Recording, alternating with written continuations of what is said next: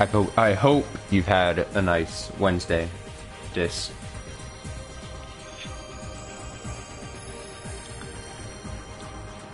Got quite a bit to discuss here before we begin tonight. I've also got a big old bowl of ice cream that I'm enjoying as I discuss this opening pre-stream thing about this. So pardon if I make eating noises.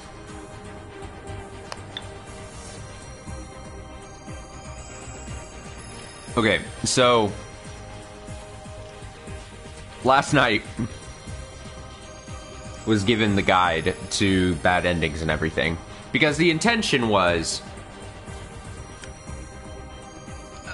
you know, I want to see all the endings for interest, you know, see what this game has to offer. I think that'd be cool to do on stream.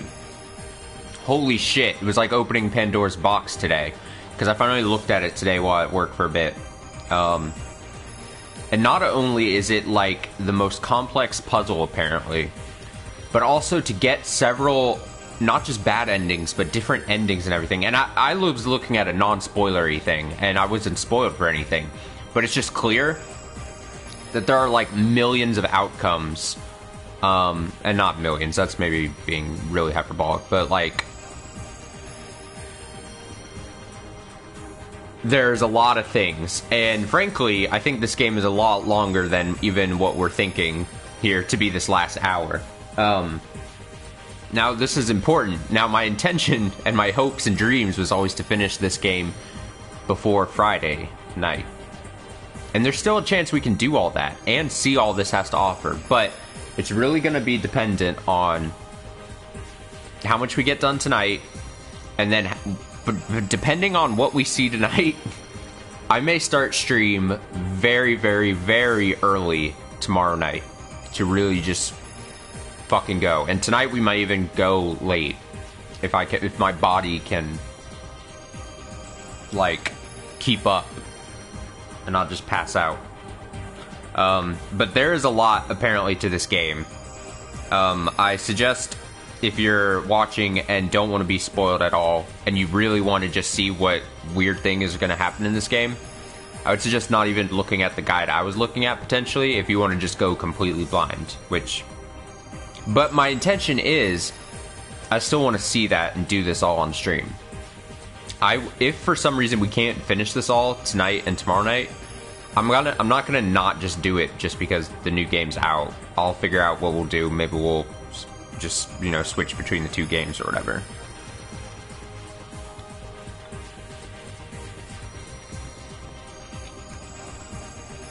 So the other thing I was thinking before coming on tonight, part of what I was seeing was like, oh, maybe before we even finish the game, maybe it would behoove me to go and collect all the bad endings from earlier in the game. And that still might be the case. It might be best if I did do that. But that just seems like it would disrupt such the flow that we've had to this game that I'm ultimately deciding that that's probably not the best course of action. I may come to regret it by the end of this, but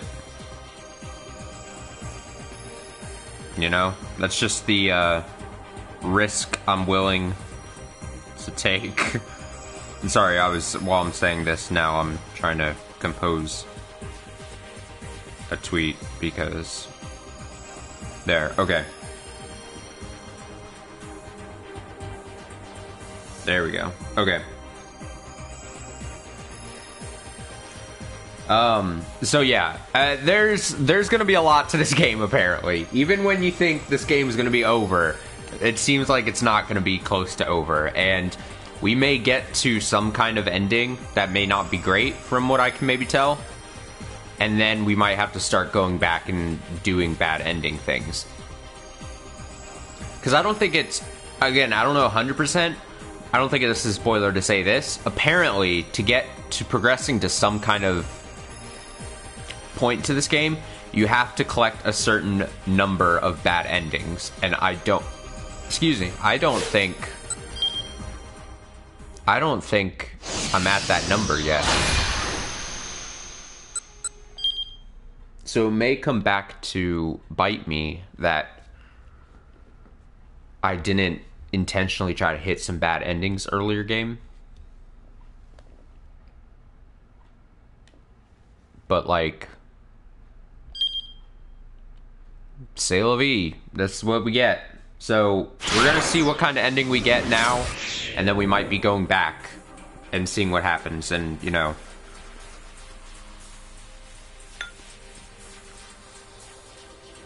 I initially labeled the video like finale because I thought, you know, we'll miss all these bad endings and everything, but at least I thought we were gonna see a finale. And literally right before I went live, I thought about it. I'm like, no, apparently we're not going to even see the finale at all probably tonight. Even if I did put in like 4 hours or so. So, we're kind of just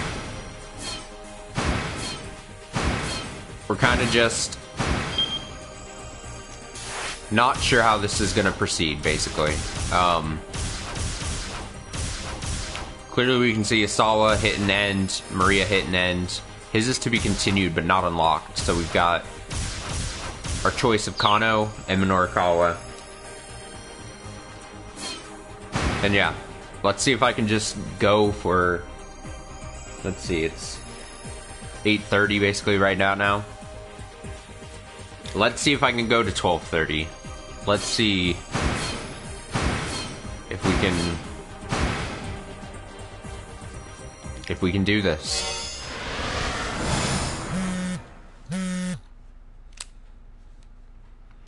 Kano's cell phone rang. He saw Kuze's name on the display. Kano speaking. What the hell are you doing? The director's voice was shrill with irritation. Yeah. I can't start misreading words already. Come on, Austin. Alright, what's the situation with Maria Asawa? I have her in custody, sir. We need to get her into quarantine immediately. I'll send a counter-NBC terrorism unit to pick her up. It's a public safety mobile investigation unit belonging to the Tokyo Metropolitan Police Department Public Security Bureau. The acronym NBC refers to nuclear, biological, and chemical threats. The unit not only gathers information and investigates terror incidents that make use of these means, but also deploys relief and safety restoration measures.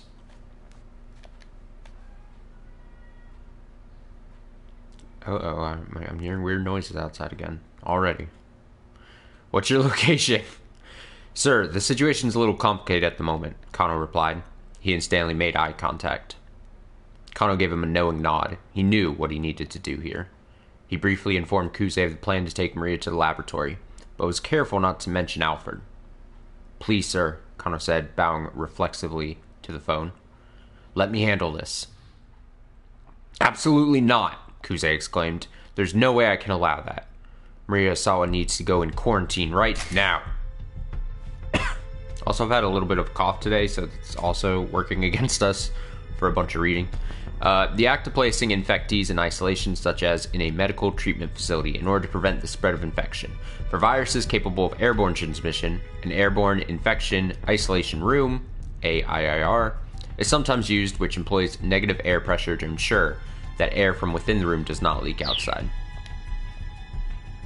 Sir, please, just give us a little more time. Giving her the antiviral is the only way we can save her. If we put her in quarantine, it will be a death sentence. Kuze let out a growl of frustration. Kano, that isn't your decision to make. Kano had run out of arguments. It was clear that Kuze's only concern was stopping the spread of the virus. Director Kuze, are you just going to let Maria Asawa die? We can't put the lives of everyone in Shibuya at risk in order to save a single person. I know that, sir. That's why I'm asking you to please let me go to that laboratory. And if it looks like we're not going to be able to hack the password, then at that point, a quarantine can... Kano! Kuze snapped. I'm giving you an order. And I'm not accepting that order. Listen, Kuze said. How many years have you been a cop? What do you mean by that, sir? Kuze didn't reply. Is this an order from up top? What's going on here, sir? Please, I need to find some kind of explanation. Stop it, Kuze said. You sound like a child. This is dereliction of duty. Call me a child if you want, but I'm not following an order that I know isn't right. Yeah, hang up that phone. Kano punched the end call button with his thumb. From an objective standpoint, maybe Kuze was right. They need to think about more than just Maria. If the virus spread through Shibuya, it would be a nightmare of epic proportions. Kano understood that perfectly clearly. But still, he looked down at Maria's face as she lay collapsed on the floor. This girl was still alive, and Kano couldn't stand idly by and let a living, breathing person die. Consequences be damned, he wasn't going to be the one to weigh the worth of someone's life. As he stood, still clutching his cell phone, Stanley gently set a hand on his shoulder. "You did fine," he said quietly. "Alfred is in possession of the virus. People of Shibuya are already in danger. He may have already released the virus in the city. If he hasn't, he may do so at any time. Right now, what we need to do is get that antiviral and arrest Alfred. You made the right choice here." "Thanks, Stanley. I appreciate hearing that." Stanley gave Kano a slap on the back. He was right. At this point, they needed to focus on the things they could still accomplish. "So, guys," Achi stepped forward. "Who's going to take Hitomi's sister and Kanan to the lab?" Maria was in no condition to walk, so they were going to have to take a car, which meant they needed a driver. "I only have a motorcycle license," Achi said, "and I don't know where the lab is anyhow." "I should go with Maria alone." Dagger eyes. Kanan looked over at the others. "There's no way of knowing for sure when she might become contagious. We shouldn't needlessly risk exposing more people to infection." She knelt down to gather Maria in her arms. "In that case, I should drive." Kano whirled around at the sound of a new voice behind him. "Who? Who? Whomst?" "Oh my god, Tatsuno!" "The man appears!" "I mean, ice cream." Tatsuno was standing in the doorway. "You!" Achi's face went red with rage. Oh, this is how we can jump into Achi's story there. Okay. Oh, fuck! Ah, shit, man. Alright, so already keep out there. Why do I have a feeling that we're going to get a bunch of keep outs in these final hours? In-game hours. Like, I feel like it's going to want us to keep, like, bouncing back and forth.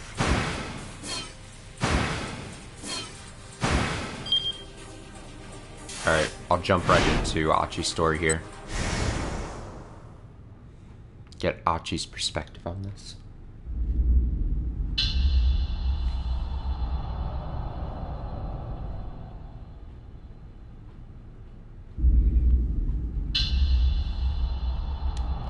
Standing in the doorway, you, Achi. Achi.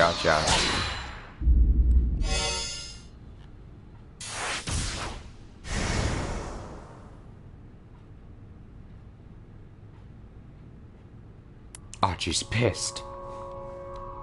"You!" Achi snarled. In the doorway stood the man with the cane. "Detective Tatsuno?" "Tatsuno." Kano and Daisuke spoke simultaneously. Now, at last, Achi had a name for the assassin. It was a name he felt he'd heard somewhere before. "You son of a bitch!" Achi roared. "What the hell are you doing here?" Tatsuno bowed his head profusely. "I am truly sorry." "You're sorry?" "Sorry don't cut it, man. Not after what you were trying to do to Hitomi. I don't expect you to forgive me, and I intend to turn myself in to be punished for my crimes. But before I do that, please, let me do what I can to help you." "I think you've helped enough." Achi grabbed Tatsuno by the collar and drew back his fist. Yeah, just fucking wail on him.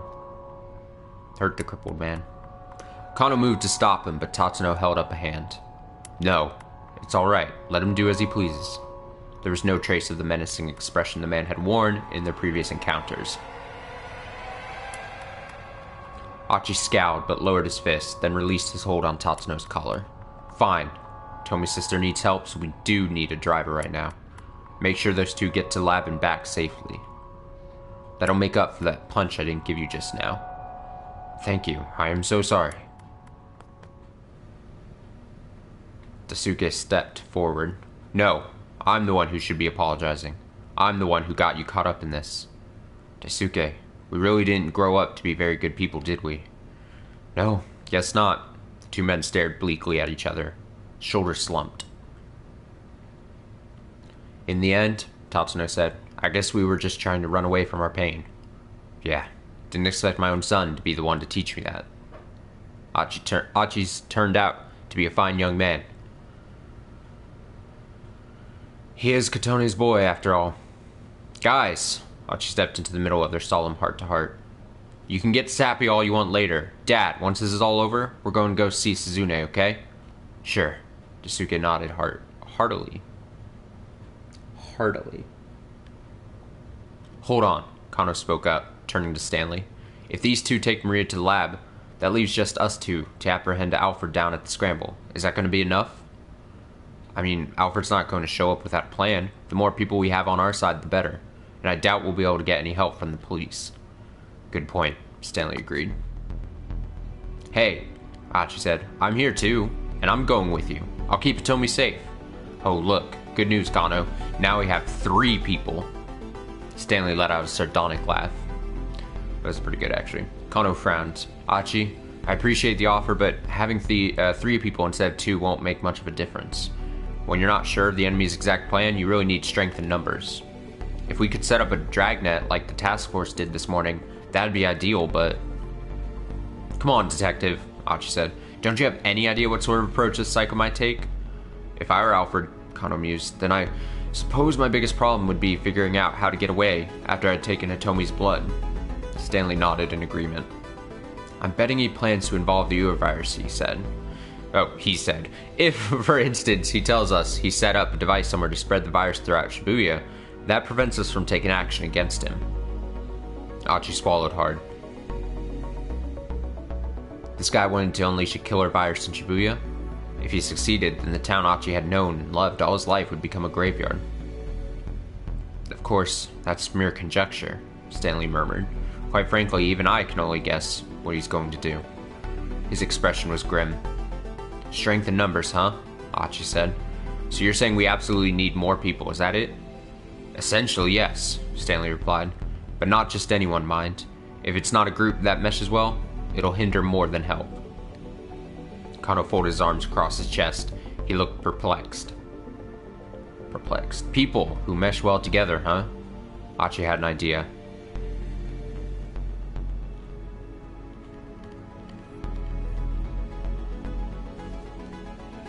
It's gotta be SOS. See, and that my brain was like, okay, it's gotta be SOS. But then the other part of my brain was like, no, I need to start collecting these bad endings, and maybe the police thing is a bad ending.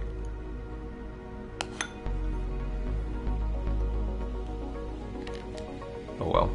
I'm too far gone. I should just pick what I would normally pick. He could ask SOS. If there was anything he could do, it was that. It was a selfish request, he knew that. Susumu would probably be furious with him, but Achi would just have to deal with that. Even if his old pals wouldn't forgive him, if they understood that they'd be helping protect Shibuya, he was sure they'd step up and take action. After all, the whole point of the gang was that it was made up of people who loved their town. Can you give me a half hour? I'm gonna try and see if I can rustle up some people. Connor straightened himself up. You think you can do it? Achi nodded assertively. Just wait here for me, okay? He said to Hitomi. She gave him a worried smile. Alright, I'll be waiting. It'll be okay. Achi did his best to sound reassuring. I promise I'll bring back some help. I feel like I'm speed reading here. He knew where he needed to go. The pool hall in Ura Harajuku. That was his old gang's main hangout. Running at top speed, he could probably make it in about 10 minutes. Alright! Rushing out the door with a battle cry loud enough for Kano and the others to hear from back inside the shop, Achi sped on his way. It's gonna give you a keep out, isn't it? Oh, no. Fooled me. Traffic on Dogenzaku was at a near standstill. Had there been some sort of major accident? As Achi ran along the roadside, he heard a middle-aged man screaming angrily. You gotta be kidding me! What do you mean no trains are stopping at Shibuya? The guy was red in the face.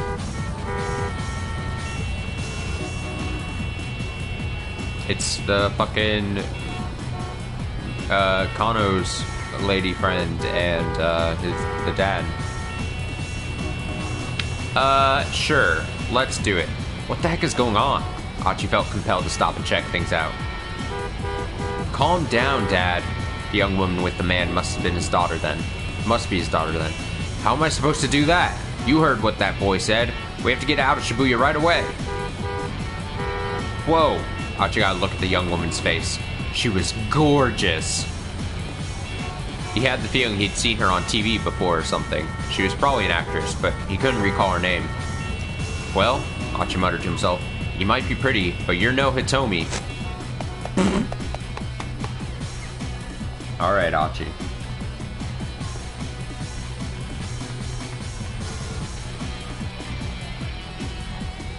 Once more, he broke out into a run.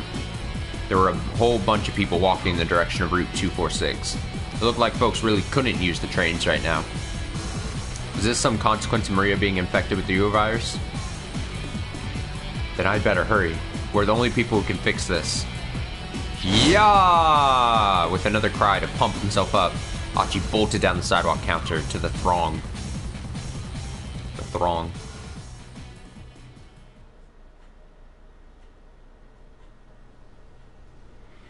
Gang members. Finally, he arrived at SOS's hideout. Two young men were standing by the door as lookouts. Achi recognized one of them. It was the kid whose so-called buddies had tried to shake him down earlier that afternoon. They roused themselves as Achi approached. Hey, I need to see Susumu. No can do, he's in the middle of something right now. The lookouts made no move to let him through. Achi felt a surge of resentment towards Susumu. If he'd still been with SOS, he'd never try to post members on guard duty like they were low-ranking Yakuza thugs.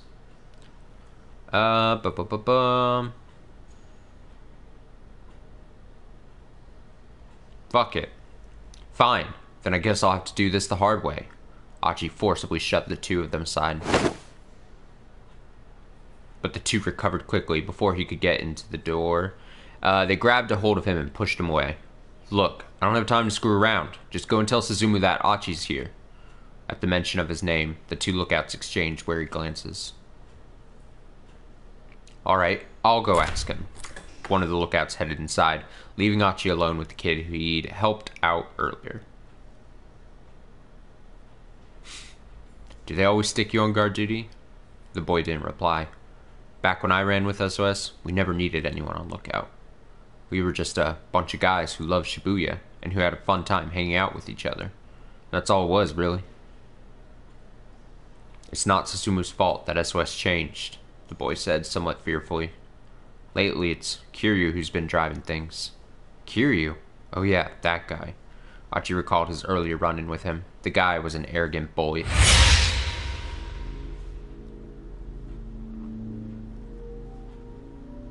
Kiryu's planning to steal Susumu's throne. What for?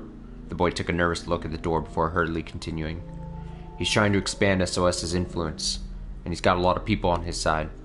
Right now, the gang is kind of split into two factions, Susumu's guys and Kiryu's guys. Finally, Achi understood what was going on. The gang members had all been acting so weird because they were caught up in some kind of internal struggle. Kiryu goes around recruiting new followers by force, and if he doesn't like you, he dishes out punishment. This month alone, he'd sent 8 people to the hospital. SOS is a total mess, man. This plan of mine might not work after all. Achi felt a sinking sense of despair. If SOS was ravaged with infighting, it was doubtful that they would heed the dangerous request he had for them. But even still, I want to be a part of this gang, the boy muttered. Achi peered at him in surprise. Why? They shake you down for dues? Stick you on guard duty? It's not a decent way to treat someone. I look up to Susumu. He treats me like he would anyone else, even though I'm way down at the bottom. And it's not just me. Susumu always puts the members of the gang before himself. That's why I want to stick with SOS. Aha. So that's it, huh? Susumu really had been trying his best. And the members of SOS, some of them at least, admired him for it and stuck by him.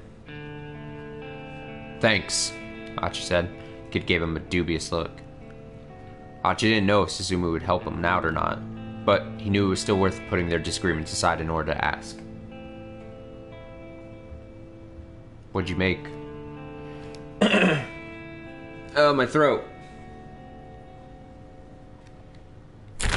What'd you make for dinner? I sound gross. The door opened, and the other lookout returned. Suzumu says to come on in. Hachi nodded and strode inside.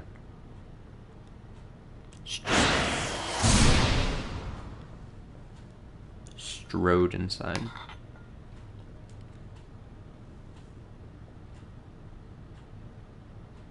Yeah, it doesn't sound bad.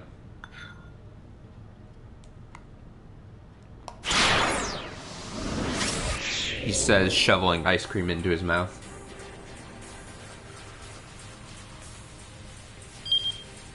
Okay, let me see. I think we'll just jump right back into Kano then.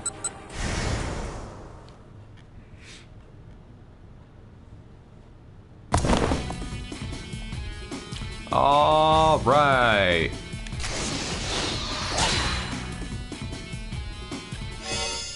This is the right jump, right? Okay.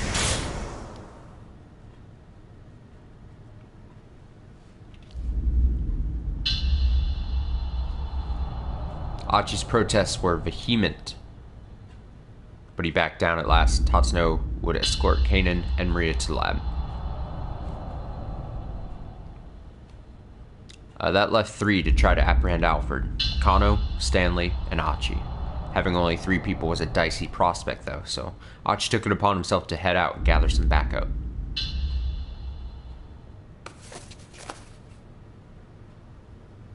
Tatsuno got the car keys from Daisuke, then helped Kanan pick Maria up off the floor. Kano watched him wearily. There was no trace of the blood-curdling expression the older detective had shown when he was holding Maria at gunpoint. His face was that of a man with responsibility, the Tatsuno that Kano had always known. "Are you sure you're okay doing this?" Hitomi asked Tatsuno. "You might get infected." "That doesn't matter. Don't worry about me. All I care about now is helping you two if I can." He hesitated, glancing down at the unconscious girl he held. "By the way, have Maria's memories come back?" Hitomi tilted her head. "Her memories?" "I suspect she took a blow to the head when she was abducted. When I ran into her earlier, she didn't even know her own name." "Well, she seemed like the same sister I've always known when she came in here." "Good. Then her memory must have recovered." Kano was shocked to hear that Maria had suffered amnesia, but it explained why she hadn't contacted anyone after she'd been set free. "All right then," Tatsuno said. "We'll be back." Carrying Maria, he and Kanan headed for the door. "Detective Tatsuno." Kano called out, then paused, tongue-tied, when Tatsuno stopped.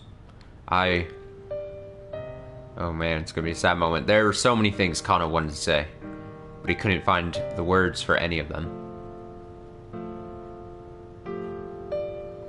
"Once Maria's safe, I'll turn myself in." Tatsuno kept his back turned. The words were like a dagger in Kano's heart. Once this was all over, Tatsuno would no longer be a detective, but a criminal. Kano knew there was no alternative, but still the realization hit him hard. "Detective Tatsuno, stop your dithering, but never lose sight of what you're supposed to protect, ever." Kano snapped back to attention at Tatsuno's words. That was Dick Dictum number 1, the advice that had kicked off the whole Dick Diary. That good old Dick Diary. "I'm not the one you should be worrying about right now," Tatsuno continued. "We need to save Maria Asawa's life, and protect the people of Shibuya." Kano bit his lip.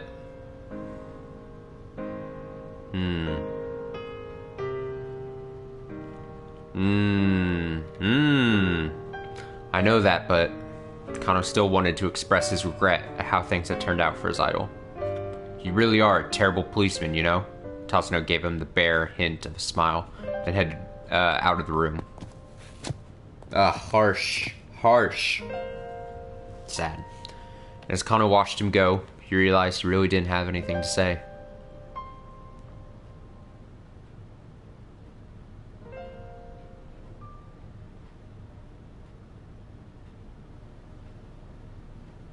There were only 30 minutes remaining until the time when Alfred had told them Hitomi should be at the scramble.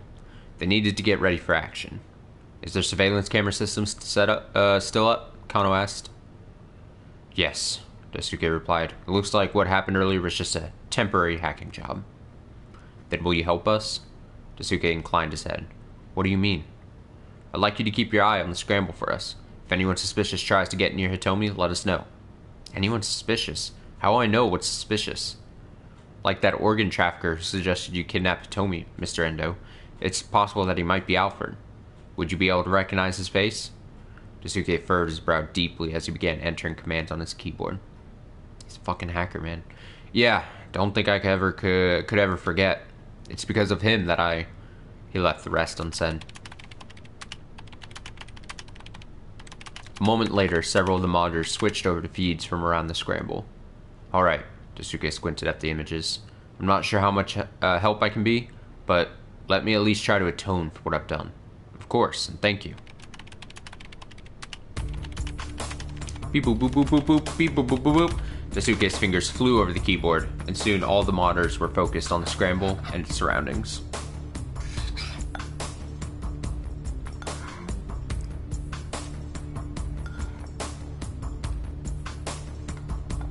Dulce de leche ice cream. That is just absolutely heavenly. Sorry about that. Then he carefully adjusted the angle and zoom for each of the cameras. Now the whole area was under total surveillance. All they had to do was get their stakeout crew to the scene. Where did Achi go? Kano asked Tomi. I'm not totally sure, but I think he went to find some of his old friends. Tomi sounded worried. Friends? Achi used to belong to a gang called SOS. Actually, he told me he was the one who formed the gang in the first place. What? Kano couldn't help the shock from his voice. Achi was the founder of SOS. How bizarre that the two of them would wind up meeting each other this way. But I guess there was a big falling out between them, so I think he went to try and win them back over. Kano hadn't heard anything good about SOS since Achi had left them. If things had ended on bad terms between him and the gang, getting them to help might well be a lost cause. And even if Achi was able to gather some people up, how much would Kano and the others be able to trust them? It'll be alright, Hitomi said, as if sensing Kano's thoughts. I'm sure Achi will bring back some of his old friends. And when he does bring them, I'm sure he'll choose people we can count on. You really trust him, don't you? Yes, Hitomi said without hesitation. Then a blush came to her cheeks. Daw. Alright, then I'll trust him too. It would take about 10 minutes to get from Endo Electronics to the scramble. Kano turned to Stanley. Let's plan to head out by 6:50. Stanley gave no reply. He'd withdrawn to the edge of the room, where he stood lost in thought, his expression uneasy. Kano decided to leave him alone for a bit. Taking a sheet of paper from one of the desks, he began drafting a plan for positioning Achi's reinforcements around the scramble.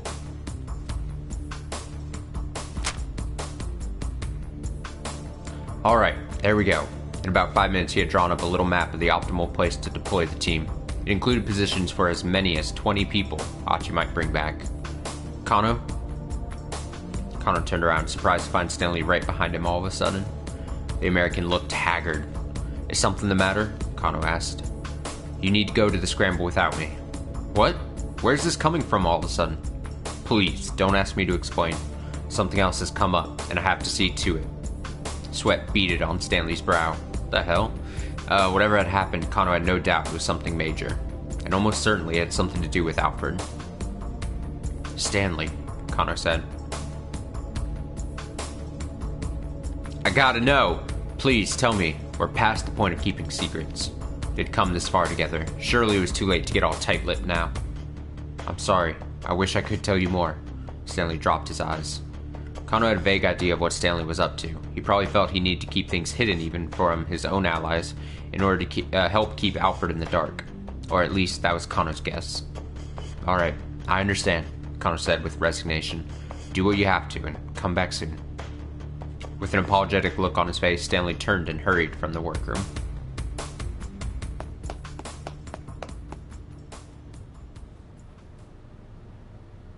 Kano glanced at his watch. It was coming up on 6:50. Pretty soon they'd have to head for the scramble, but Achi still hadn't returned. We need to head out soon, he said to Tomi. You said 6:50, she replied. There's still 2 more minutes to go. Kano let out a tiny sigh. He shared Hitomi's fervent hope that the reinforcements would come, but not her confidence. If Achi didn't reappear, Kano would be left to protect Hitomi all by himself, and to try to apprehend Alfred as well. Would he be able to pull it off if it came to that?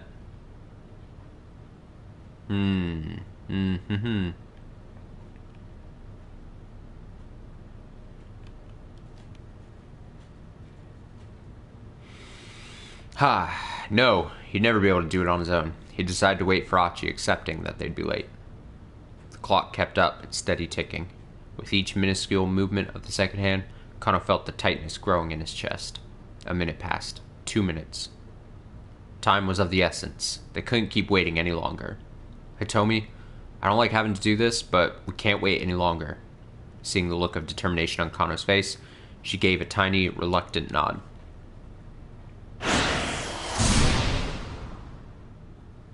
Keep out.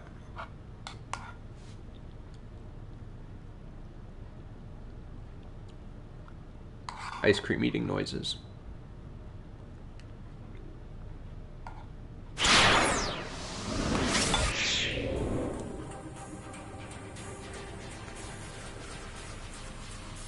Sorry, I'm checking this, dude. Oh, dope. Okay. There wasn't a, no, that doesn't go back to here. So I think we're going to Minorikawa now. See what the fuck he's up to.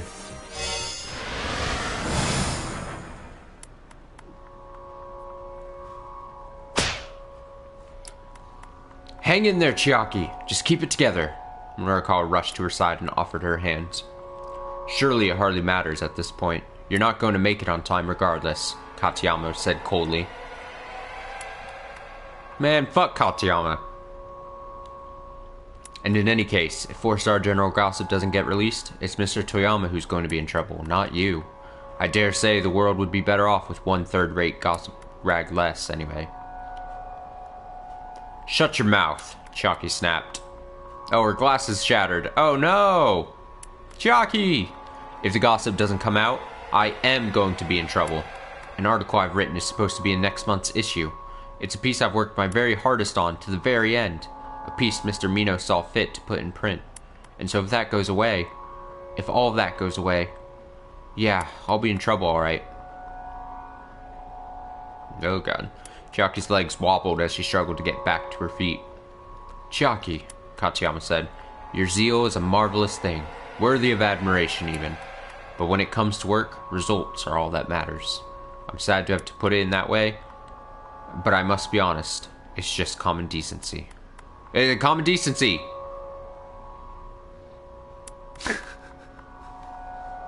I did spend a good amount of portion today fruitlessly trying to figure out one other time he had said common decency or whatever when that was said in the game. I of course could not think of anything.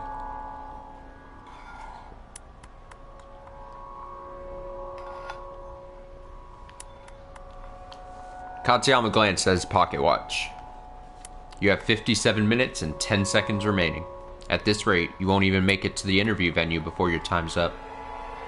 Frankly, I don't think even a further extension of your deadline would make any difference in that end. Damn it! Minorikawa ground his teeth. He wondered if he should just leave Chiaki here and go interview SOS by himself. He could expand the article on SOS, then work a small part of Chiaki's interview piece in to at least fill the layout. Right now, the single most important thing was getting the magazine out the door, for Toyama's sake.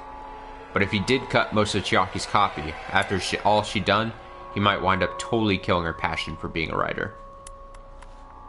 I have to stop waffling. Professionals don't let their personal feelings dictate their decisions. I can help Chiaki work through her emotional struggles later. Oh no. Chiaki, that's enough. The young woman got to her feet, staggering as she began to climb the stairs. She's trying her best. I'm not giving up, she said under her breath. I can't give up now. Though obviously in pain, she struggled to keep her legs moving. Damn, I can't do it. Look how hard she's fighting to stay in the game. I can't tell her I don't need her article now. Releasing the next issue of the Gossip wasn't just going to save Toyama. It would save Chiaki as well. Norikawa couldn't abandon either one of them, which left him with a hell of a dilemma. He needed to make a decision. If he didn't stop wavering soon, they'd be out of time. But try as he might, he couldn't come up with a plan. Then he heard a familiar voice from behind him. If you're wondering what path to take, allow my taxi to be your guide. Fucking taxi guy. Oh my goodness. Oh, he's so cool. Norikawa spun around to see Kimizuka standing there.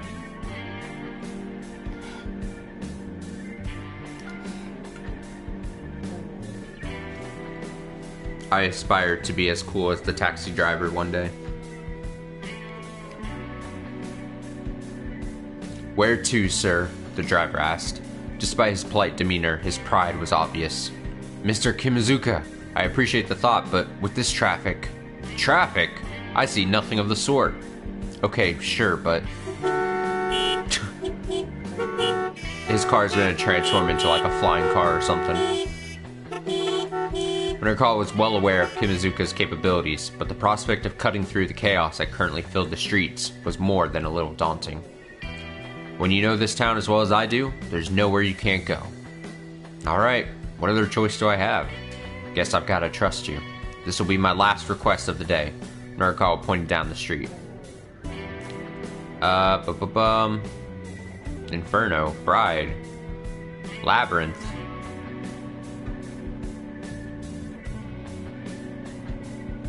Are we supposed to go to the name of the place is Inferno, isn't it? Are these other places just lies? Although I am really curious what happens if I go. Take us to Bride in Ura Bride in Ura Harajuku, you said. Mizuka quirked an eyebrow. Is something the matter? Well, no, it's just that Bride is a martial arts pub with a limited membership, and I happen to know they've hit their cap. Oh, really?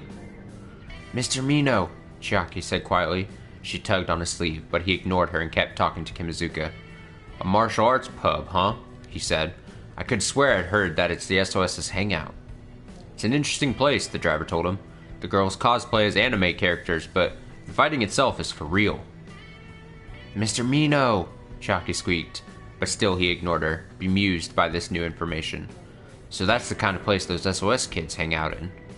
Mr. Mino! I guess if you want to see someone get knocked out and... What is it, Chiaki? Is this upsetting you? Inferno! Huh? We want to go to Inferno in Ura Harajuku. That's the SOS place. Inferno? Chiaki's not allowing us to go to Bride, which is so very upsetting when, you know, the world might be possibly ending. And we just want to see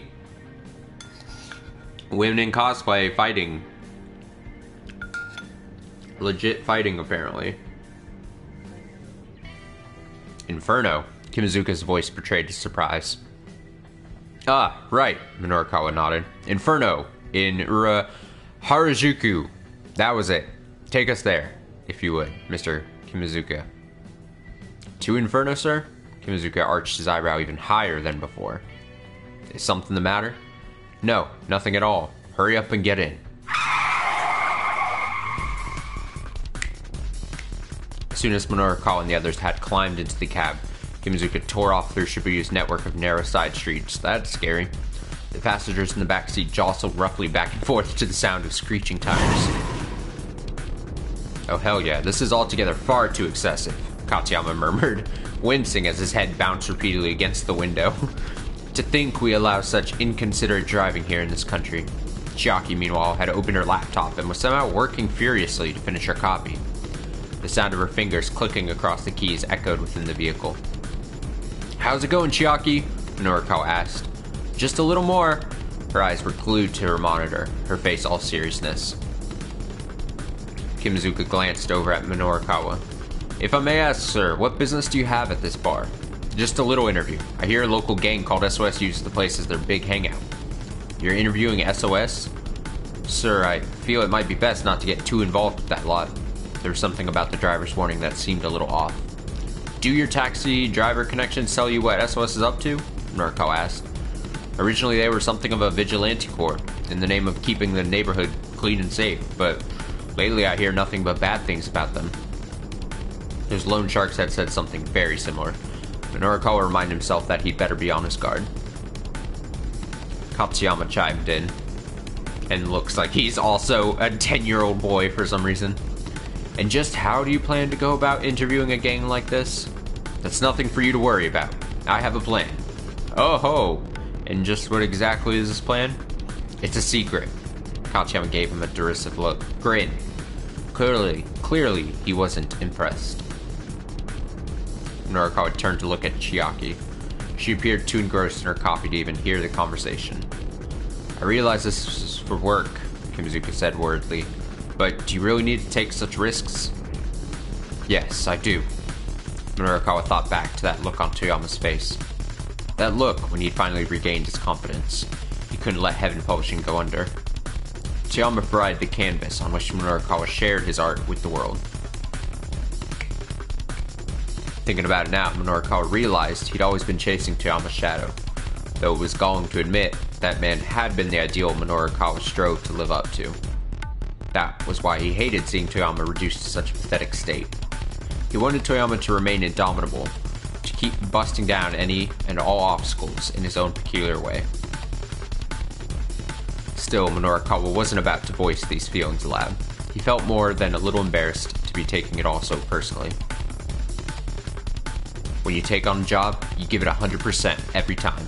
That's what makes you a professional," he said. "Wouldn't you agree?" "I do indeed," Katsuyama chimed in. "But you'll have to demonstrate that 100% in the limited time you have left.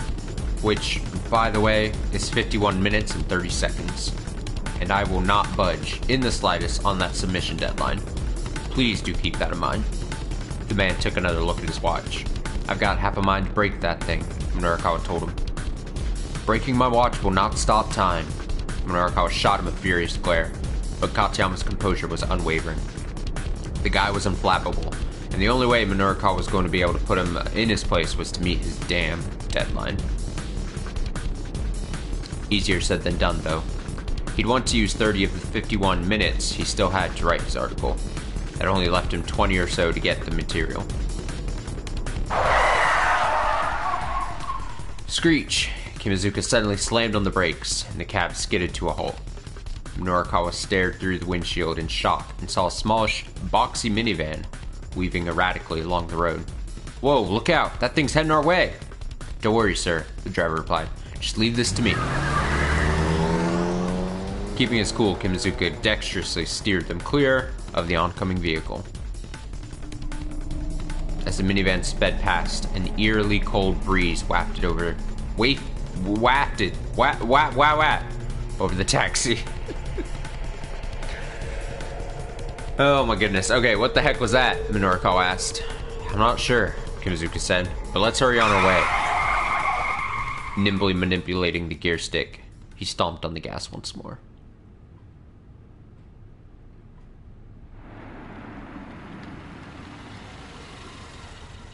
"Here we are, sir." Inferno. They pulled up outside of a dilapidated old pool hall. "You're a lifesaver." Norikawa clapped a hand on Kimazuka's shoulder. "Just be sure to be careful, sir." Norikawa nodded. "Huh? What?" Chiaki asked, looking up. "What are we being careful about?" "Nothing," Norikawa said. "You just wait here in the car. You still got that copy to finish up, yeah?" Well, yes. Alright then." Chiaki frowned, but resumed her typing. "And you wait here too," Norikawa said to Katsuyama. But of course, that goes without saying. Incidentally, you have 49 minutes and 6 seconds remaining. Fucking Time Lord over here. Minorikawa did some quick mental math. With the half hour he'd already set aside, that left him 19 minutes. However dangerous SOS might be, he couldn't afford to hesitate for even a single second. Bracing himself, he stepped out of the taxi and headed for the pool hall. Phew. Minorikawa took a deep breath as he approached the grimy door. Here goes. He drew his leg back and gave the door a hard kick. Good way to enter. The gang hang out. The mob of young men inside the bar turned as one at the sound of the door crashing open. Who the hell are you? Several of them started toward him belligerently. Just calm down and hear me out, he said. I've come to interview you. Interview us? What the hell for? These were hot-headed punks, alright? They seemed to be itching for a confrontation. Minorikawa felt like a punch might come flying his way at any moment. Then another voice called out from further back. Hold up, guys. It was a young man seated in the far back corner of the bar. His air of authority marked him as the gang's leader. That must be Suzumu then, Minorikawa thought. When you say interview, do you mean for TV or like a magazine? Mind telling us who you are? The name is Minorikawa. I'm a freelance journalist. I'm doing a magazine piece about young people in Shibuya. All I'm asking is just for you guys to answer a few questions. Here's the answer to the science quiz from last night. Methane. I think I said methane. Methane has been tapped as a potential new energy source to replace fossil fuels or atomic power. But there are concerns about its tendency to exacerbate the global warming process. Yup, it is extremely flammable. The methane produced by food waste has been known to cause garbage trucks to catch fire. Huh? Suzumu sounded less than enthused. Just 5 minutes, Minorikawa said. What do you say? Nah, I'm not in the best of moods right now. Go on, get out of here. Right, Minorikawa thought. He's gonna make things difficult. But he hadn't expected these troublemakers to just up and accept an offer to appear in print. Now was when the real battle would begin. Guess I'll just have to write my piece without your help then. Suzumu took the bait and shot him a look. Write about what exactly? Your little warehouse raids. Warehouse raids? Suzumu raised an eyebrow. What are you talking about? Really now? You're gonna tell me you don't know your boys are dealing in stolen goods? SOS doesn't steal, man. You don't know what the hell you're talking about. Oh yeah? Why don't you ask those two over there? He'd spotted the two fellows he'd seen arguing earlier at the scene of the explosion. Now he pointed them out. Their faces betrayed their alarm. Suzumu glared at them. Is this true? They averted their eyes and said nothing. I asked you a question. Have you been stealing stuff? After a long moment of surly hesitation, both young men nodded. Damn. You idiots! Suzumu marched up to the two and without warning decked them both. How dare you sully the SOS name? As the two gang members cowered, he continued to punch them repeatedly. Okay, enough with the beatdown. Minorikawa stepped up to intervene. Let's get down to business here. I won't reveal anything about the warehouse raids. In exchange, you give me my interview. How's that? Not a bad deal, I'd say. But Suzumu ignored him, continuing his pummeling of the pair. Whoa, hey, nobody's gonna play nice with a guy who flies off the handle and beats on people, you know. What'd you just say? Well, look at yourself. You're clearly not the cream of the crop here, kid. At that, Suzumu's fist finally fell still. The rowdy bar went completely silent. Say that one more time. I dare you. I'll put your ass in the ground. Put your ass in the ground.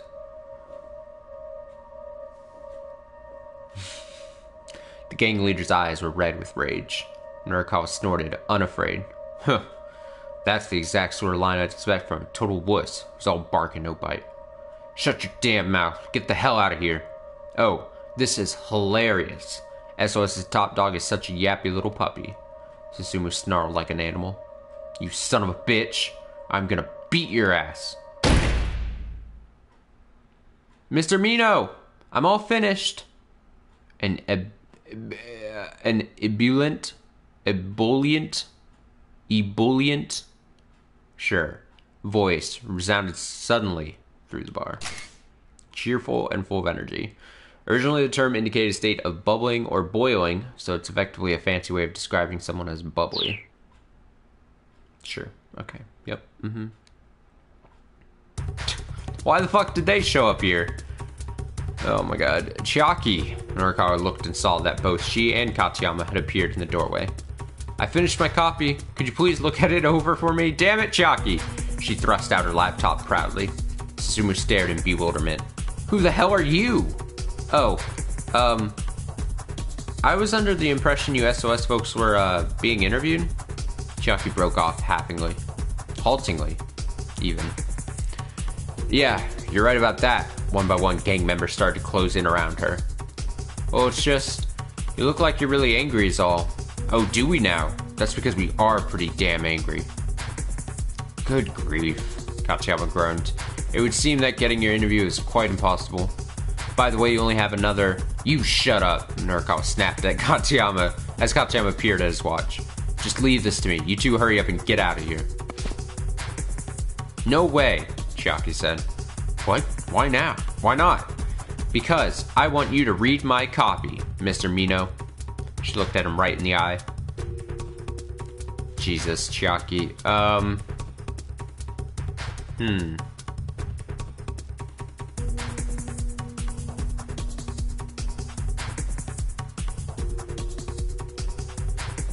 Fuck it. Go for broke. He didn't have much of a choice. He'd postponed the interview to read over Chiaki's copy. Alright, he said. Let me see your laptop. He held out his hand and started to make his way over to her. Whoa. Before he could reach her, though, the SOS punks had Chiaki and Katayama surrounded. Oh, what's this? Something important? One of the gang members reached out to grab Chiaki's computer. Knock it off! Don't touch that! She struggled to resist.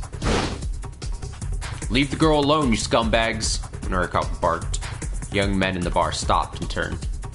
Susumu was quick to respond. Screw you, man. Who are you calling scumbags here? Any guy who raises a hand to a lady is a scumbag. If you're looking for a fight, you can fight me. Just get your hands off the girl. Norikawa did his best to look unafraid as a couple dozen vicious gazes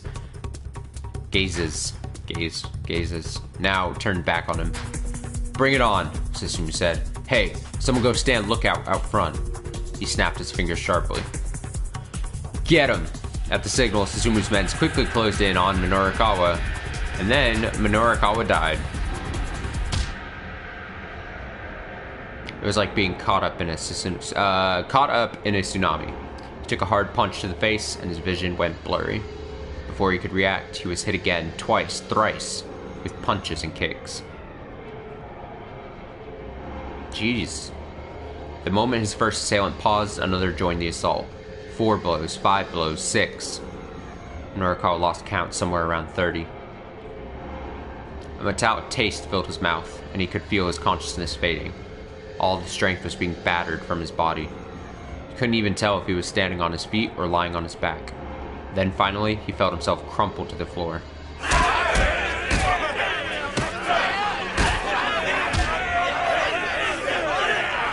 Even then, the beating did not let up. As he writhed helplessly, the young men kicked him in the gut over and over.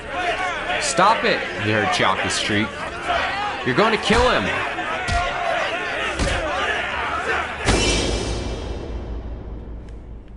Bad ending. Minorikawa died.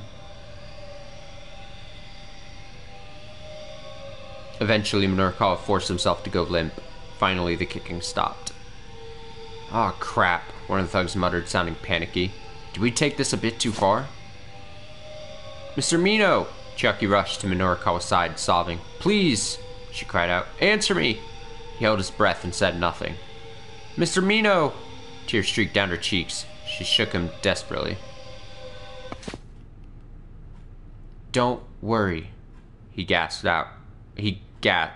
Don't worry, he gasped out at last, holding up a hand to stave her off. She let out a yelp of surprise, staring at his battered face. He could feel blood trickling from the corner of his mouth. He turned his grisly visage on the gang members as he painfully rose to his feet.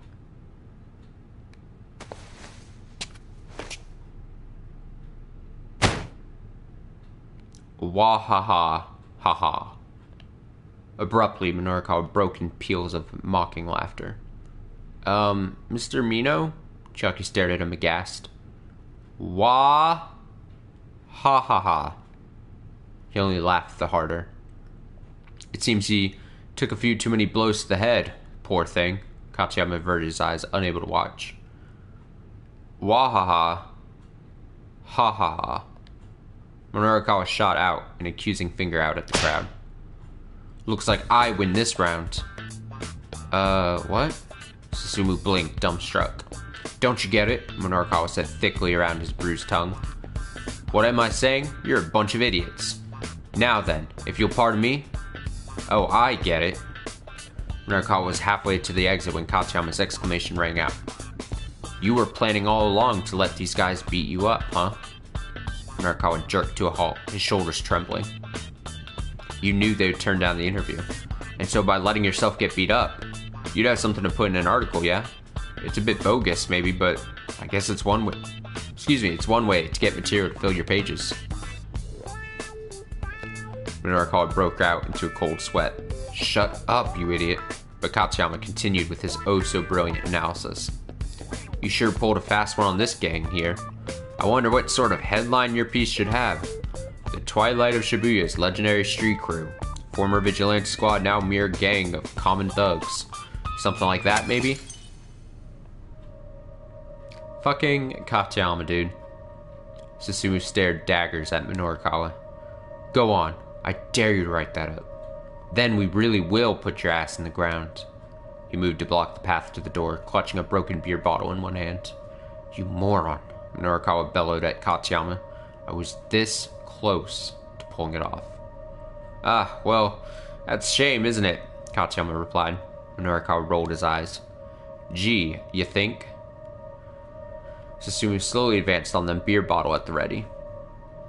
Incidentally, Kachiyama said, you have 40 minutes and 7 seconds left. Good luck.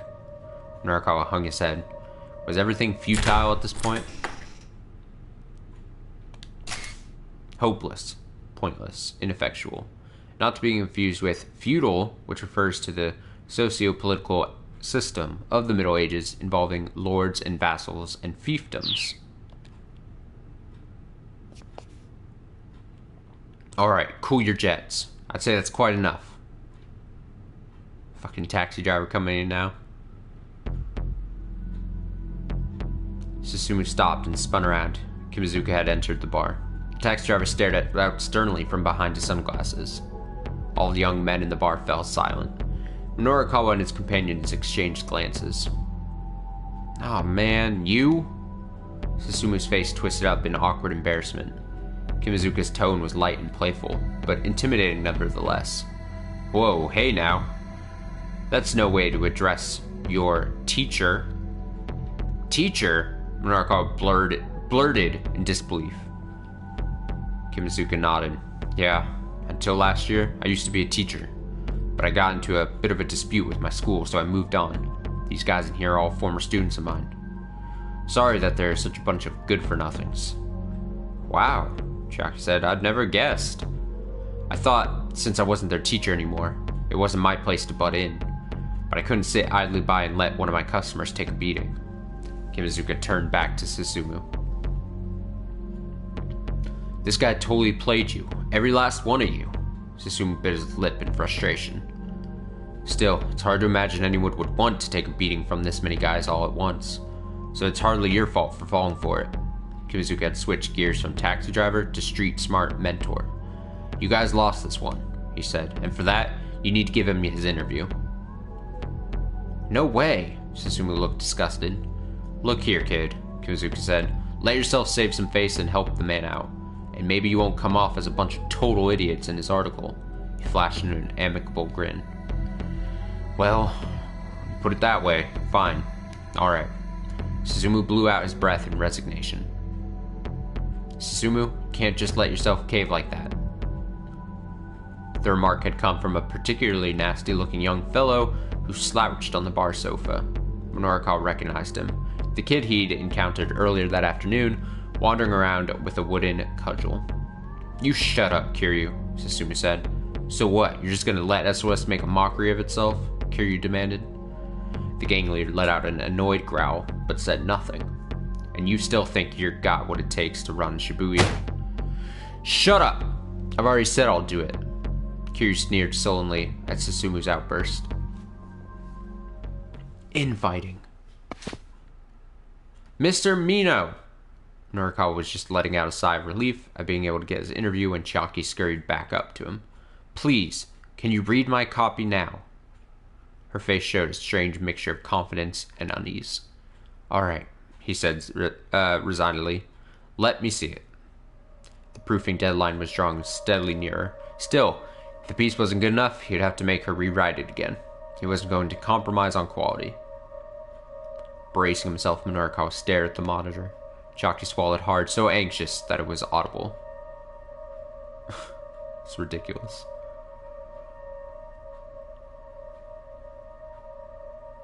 Also, I like her laptop. I like the frilly stuff. Minorikawa gave the piece a fast once-over, then read it again more closely. When he was done, he closed his eyes, considering.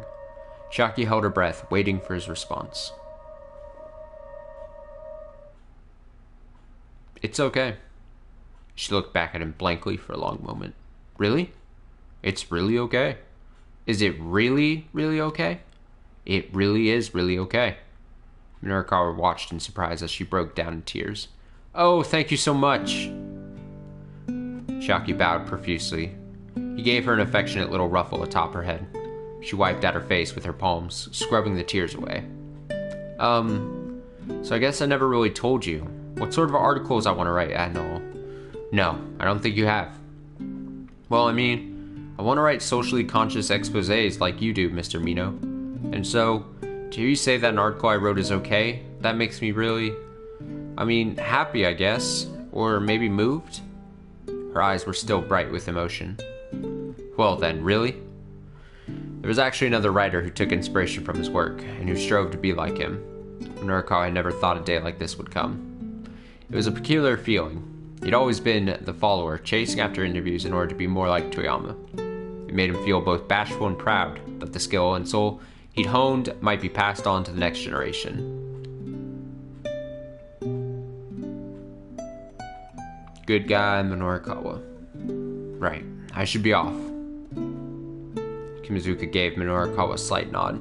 Minorikawa returned the gesture, but more deeply. "You really have been a tremendous help today. I'm not sure where I'd even be right now if you hadn't been there for me." "Oh no, not at all. I was just driving a customer around to where he asked me to go." "Oh, that's right. I stole you a fare." Opening his wallet, Minorikawa saw he had only a 10,000 yen bill.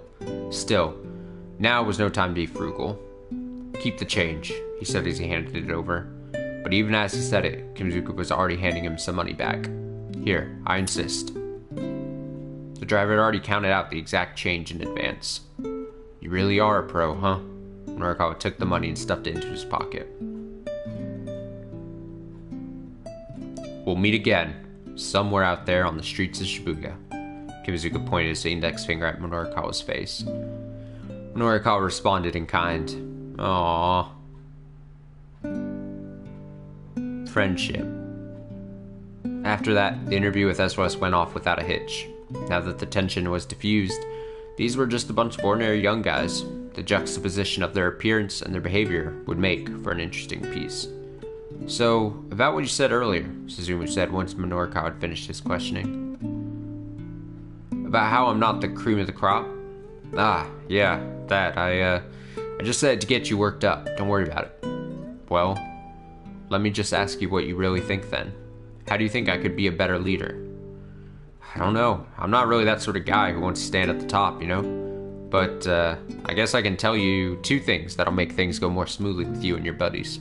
Susumu leaned in, listening intently. "Forgiveness, and also trust." Minorikawa chewed over his own words. The events of the day replayed in the back of his mind. He'd forgiven Toyama for his faked suicide, and trusted that he'd regain his reporter's edge. He'd forgiven Chiaki for her bungled interviews, and trusted that she'd grow as a journalist. In the end, that's what it was like. That's what it was that had helped him through. Forgiveness followed by trust. Susumu grumbled softly. Forgiveness and trust, huh? Doesn't sound so easy. People gravitate towards somebody who can handle things when they get tough. With that, Minorukawa got to his feet. Now we've got all the articles we need covered. Chiaki rushed over to his side. Well, I guess we still need Mr. Toyama's piece. I just got off the phone with my office, Katayama said casually. It seems they've already received the data from him. Whoa, what? Guess he really can get the job done when he applies himself. Minorukawa felt an inner surge of pride. Now then. Points. He indicated Katayama. How much time do we have left? 30 minutes remaining, Katayama replied, eyeing his watch. 30 minutes, huh? Looks like we might make it after all. Chiaki, laptop. Right! With a beaming grin, Chiaki held out her computer. Minorukawa got ready to start typing, but then a young man barged into the bar. It's Achiendo. He's come to ask the members of SOS to help with the planned operation down at the Scramble.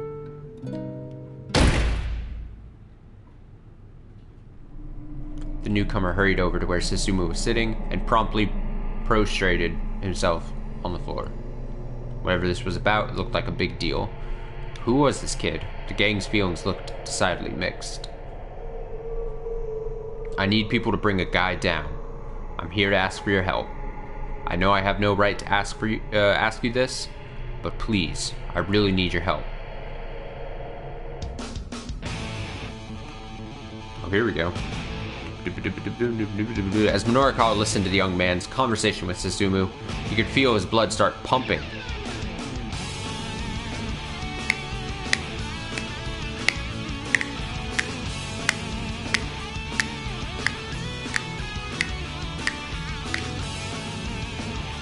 It's like that Sonic music always sounded like. It sounded like they were talking about the terrorist plot in which Shibuya had become embroiled. Hey, Chiaki, he said quietly. Did you hear that just now? I did. I'm not sure I follow all of it, but it definitely has the whiff of a major scoop. Minorukawa shot her a daring grin. So what's the play here, Chiaki? We interview him, of course. But we only have 30 minutes left, right? So we take 10 minutes for a conversation, and use the remaining 20 to write up the piece. I'll help you out. You learned good, kiddo. Minorukawa ruffled Chiaki's hair again. They both blushed profusely, gripped by a surge of excitement. Why are you doing this?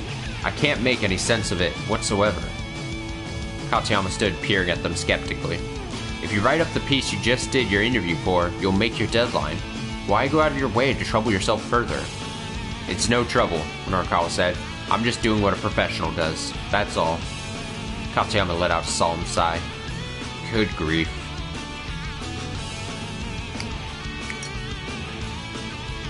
He looked at his pocket watch again, then snapped it shut. Well, if you aren't concerned about the time, then do as you like, I suppose. I'll admit you've made me quite curious to read this magazine you're putting together. Minorukawa and Chiaki rolled their eyes as they turned away. Already they were making their way over to Susumu and his gang. The interviews aren't over until you have what you need. You refuse to let them be over. You spend every last second you have to do the best job you can. That's what being a professional journalist is all about. Minorukawa cracked his knuckles and stepped between the two young men. Sounds like you've got an interesting story. Mind letting me hear it too?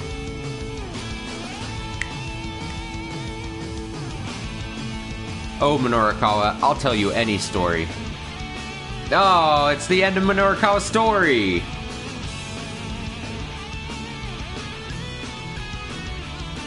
Of his story, and... It's always, that presentation always kills. That was good. That was good. I'm gonna really quickly get a drink of water. Here.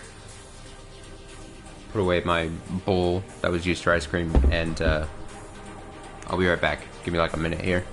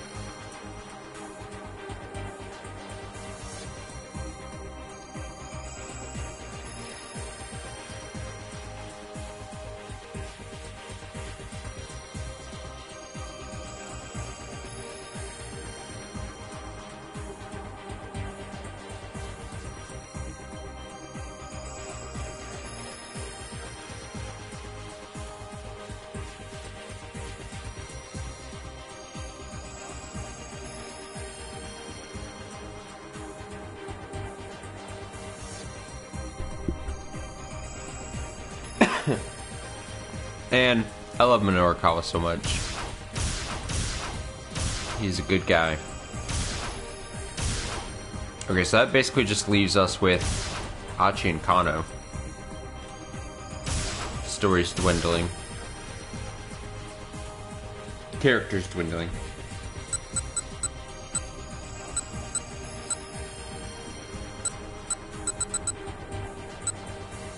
Okay, we gotta go back here and jump.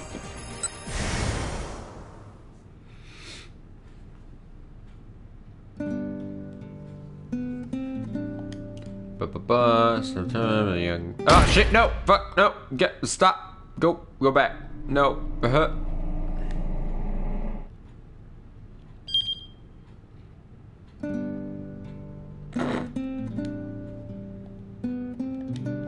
Okay, we're fine.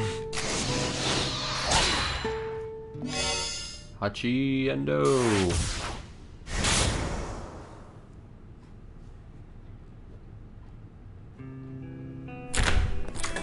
The door opened and the other lookout returned. Suzumu says to come on in. Hachi nodded and strode inside. The scent of alcohol and cigarettes washed over him. Suzumu sat on the sofa at the far end of the bar. It was where Hachi used to sit back in the day. What do you want? Suzumu asked immediately. Hachi walked up to him and then got down on his hands and knees. Huh? What are you doing down there? The hell is this all about?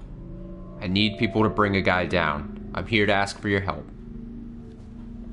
The crowd around him flew into an uproar. Pearls of mocking laughter rang in Hachi's ears. I know I have no right to ask you this, but please, I really need your help.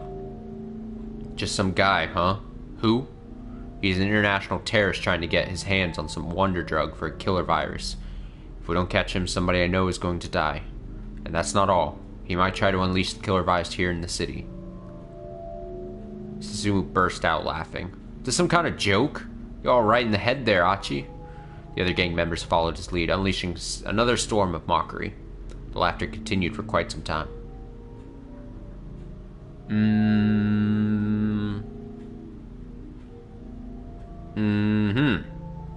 Finally, Hachi had enough. Shut your damn mouths!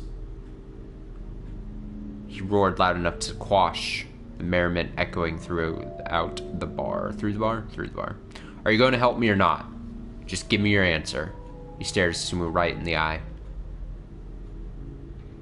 Suzumu leaned in close, peering down into Hachi's face. Is that how you go about asking someone a favor? Suzumu growled menacingly. If you have a problem with me kowtowing like this, I can apologize some other way. All you want. But don't you care that I just told you Shibuya is in danger? Hachi's voice was unwavering. But face it, Suzumu, isn't Shibuya the reason everyone here hangs out with each other? If you're telling me you don't want to keep your town safe, then I won't ask you guys for anything again. I withdraw my request. The two glared into each other's eyes. Then, before Suzumu could reply, an odd man stepped in between them. Sounds like you've got an interesting story, he said. Mind letting me hear it too? You again? Didn't you already get your interview? Suzumu rolled his eyes. I think Grovels here might be telling the truth. The newcomer's face was all seriousness. It lines up with the information I have. Hey, Grovels, you got a second? My name's not Grovels. Hachi growled. It's Hachi. I'm Minoru Minorikawa, magazine reporter, and I know a bit about the stuff you were saying just now. The killer virus you mentioned is called the Uwa virus. That wonder drug is an antiviral medication, and the person you know who might die is Maria Asawa. Am I right? Hachi was almost too shocked for words. How do you know all that? Minorikawa ignored him and turned to the SOS leader. Suzumu, he said, something really is going down in Shibuya. What are you going to do about it, boss? Suzumu bit his lip. He looked pretty conflicted. Sounds good to me, someone called out. Let's give him a hand. Hachi turned to see where the voice had come from. It was Kiryu. You shut up, Suzumu said with glare. Break out of your rut, old man, Kiryu sneered. Hachi here's right. Isn't keeping our beloved Shibuya safe what SOS does? He slipped an arm around Achi's shoulders. You're okay with that, right, Achi? Me going against Susumu's orders to help you out? Kiryu's lips pulled back in a broad, unsettling grin. But first, we have unfinished business, you and I. I mean, I'm willing to lend a hand even though you ditched the gang and all. But first, we've got to settle our score, here and now. You understand, don't you? Yeah, you're right. Kiryu grinned hungrily.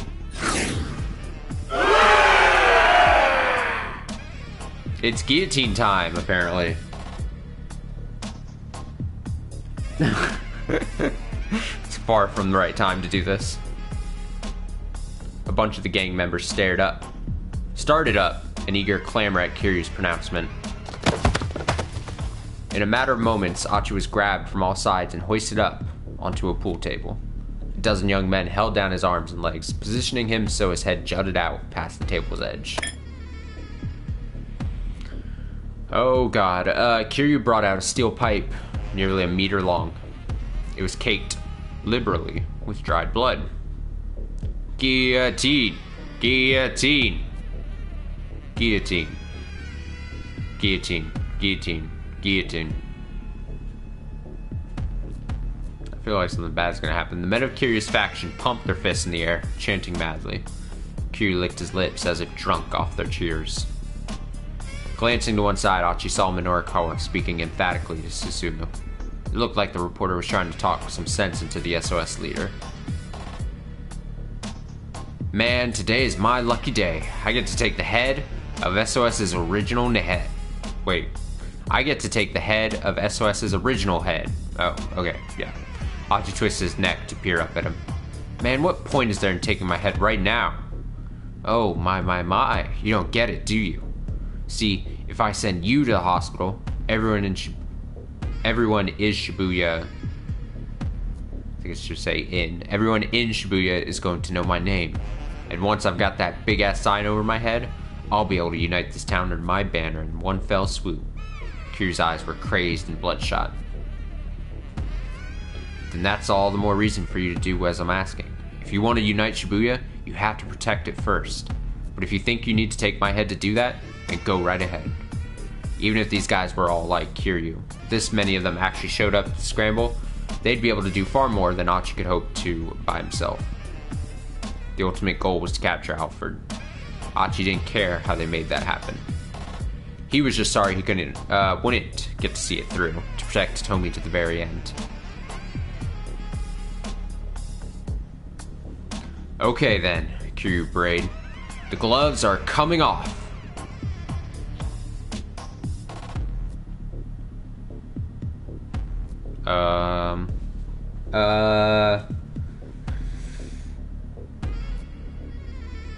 Man. Whatever. Go on, do it. Achi braced himself. Just make sure you keep your promise. Kiryu raised the steel pipe high above his head, and then, before he brought it down, he flicked the tip of his tongue from his mouth like a snake. You dumbass. I didn't promise you nothing. Achi strained in sudden panic, but his limbs were pinned down too forcefully for him to have any hope of avoiding what was to come.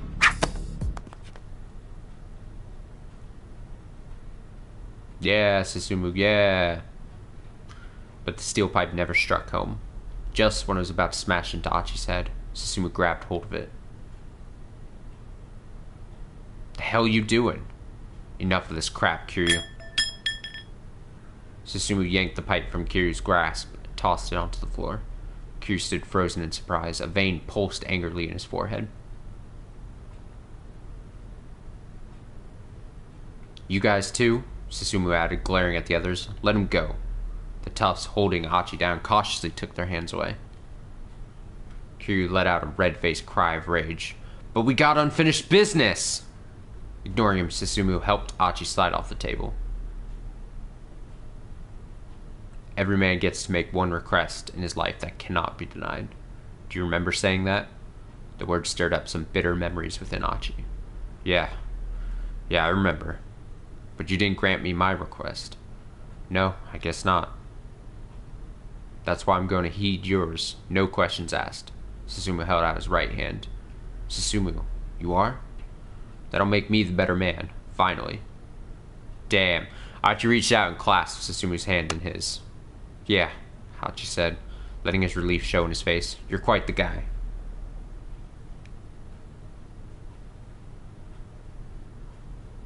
Susumu cracked a tiny grin. It was the sort of smile Hachi had seen all the time back when he'd run with SOS. Suddenly, Susumu staggered and dropped to the floor, falling too fast even to cry out.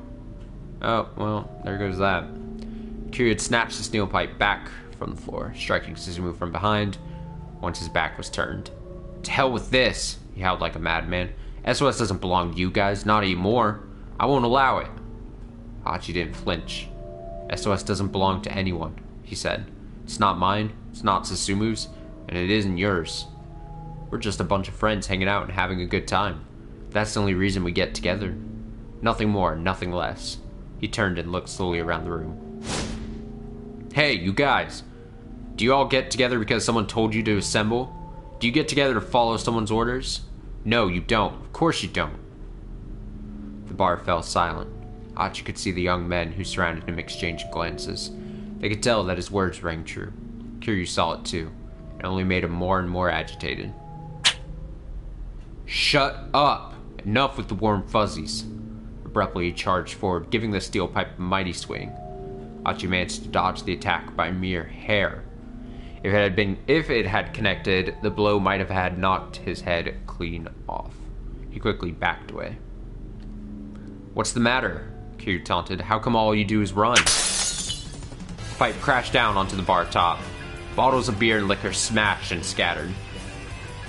Come on, what's the matter, Hachi? I'm scared. Kiryu slammed his weapon into the pool table, sending balls scattering across the floor. Some of them collided with Susumu. Ugh. Susumu let out a faint groan. Smirking at the sound, Kiryu stalked toward him. Speaking of unfinished business, with a gleaming grin, Kiryu took aim at Susumu's head, lifting the pipe up high. Stop! Before he could think better of it, Hachi was rushing for his fallen friend. Heh, you dumbass. Without missing a beat, Kiryu shifted his weight and swung the steel pipe at Hachi's temple. Yo! Hachi responded with a fast, high kick with his right leg. The steel pipe connected hard with his shin, but it was Kiryu who went reeling off bounds. Kya! Hachi pivoted and put all his might into a straight right to Kiryu's jaw. The blow struck home. Kiryu's head snapped back and he crumpled to the floor. There was a momentary hush of indrawn breath. Then the bar erupted in a wild clamor that practically shook the whole building. All eyes were fixed on Hachi, marveling at what they had just seen go down.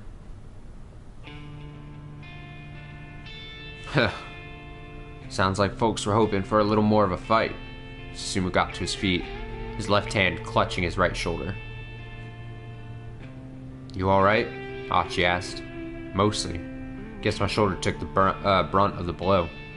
The gang members from Kiryu's faction rushed to their unconscious leader's side. Hachi shot them a steely glare, and they gathered up Kiryu and dragged him out of the bar. I didn't go too far here, did I? Hachi asked Susumu.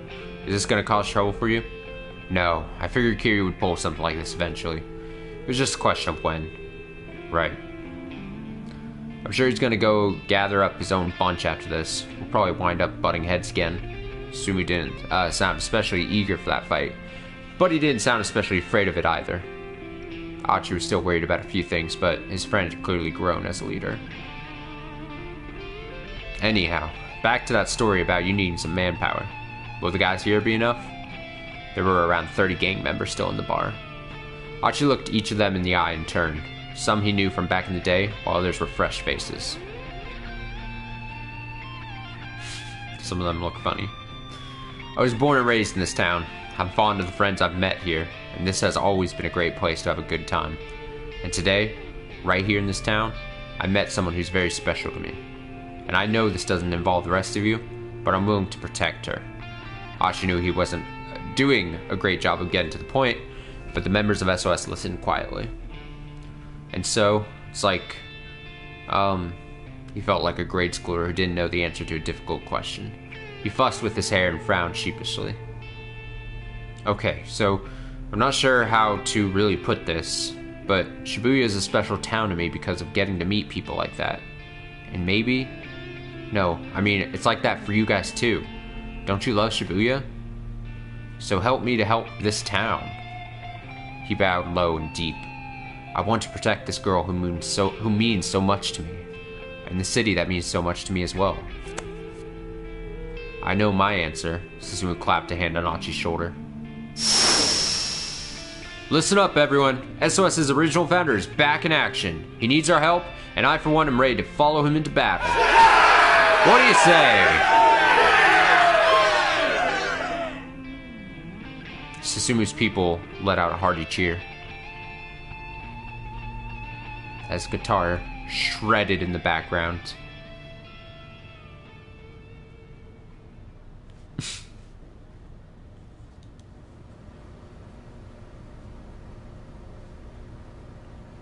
When Achi marched back into his home, followed by 30 members of his old gang, Hitomi and Kano were obviously overjoyed to see him.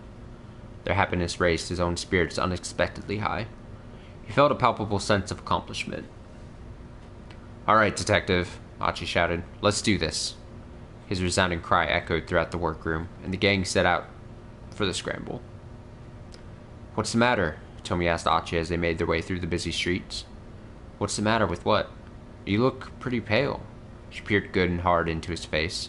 "Do I now? Are you tired or something? I mean, you've kind of been going all out all day long, after all."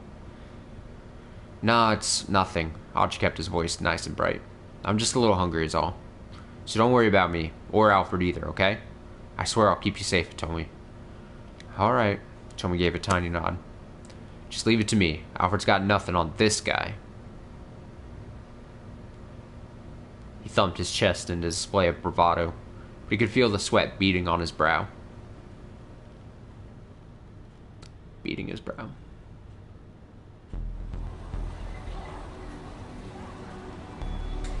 Shibuya at night. When they reached the scramble, Achi took his place at the location specified by the battle plan Kano had drawn up. Hitomi was only a few meters away. Whatever happened, he was in a good position to shield her from harm. There was 3 minutes left until the appointed rendezvous. Achi wondered what sort of person was going to show up. Still, he knew he couldn't scan the crowd too much. He needed to act as naturally as possible so Alfred wouldn't be suspicious. He risked a glance over at Hitomi. Maybe now wasn't the time for admiring, but he couldn't help but think how cute she looked. Jesus. In some ways, seeing her there felt similar to when he'd first seen her that morning, in the very same spot. The difference was that, this time, it wasn't just Hitomi's good looks that made him find her so attractive. They might have only spent a few hours together, but in that time he learned a lot about her as a person. He knew what was important to her, what her worries were, her wants and desires. And also, he learned what a kind-hearted person she was. Achi recalled what had happened back in the workroom. Even though her own life had been in danger all day, Hitomi had shed tears for his father and his sister. She really understood people's grief and suffering. What do I do if I can't protect someone as good as her? Achi muttered under his breath, clutching his right leg. His shin was throbbing wickedly where the pipe had smashed against it. He'd been okay walking so far, but any intense fighting in the leg might just give out. But he couldn't let himself worry about that now. If it came down to it, he'd be a human shield to protect Hitomi if he had to. Achi looked at his watch. Only 1 minute to go before 7 p.m. He glanced again at Hitomi and saw her eyes widen with surprise. Quickly, he followed her gaze across the plaza. Oh my god, we're getting to that point. He spotted a tall white man approaching. Tall white man. Tall white man.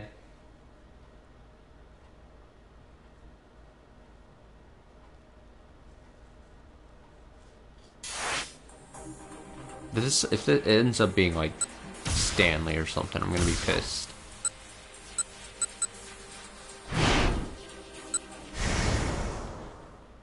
Very pissed.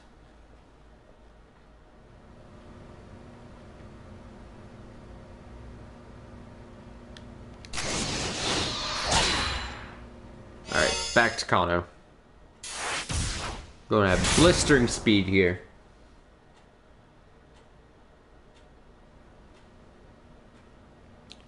Hitomi, I don't like having to do this, but we can't wait any longer.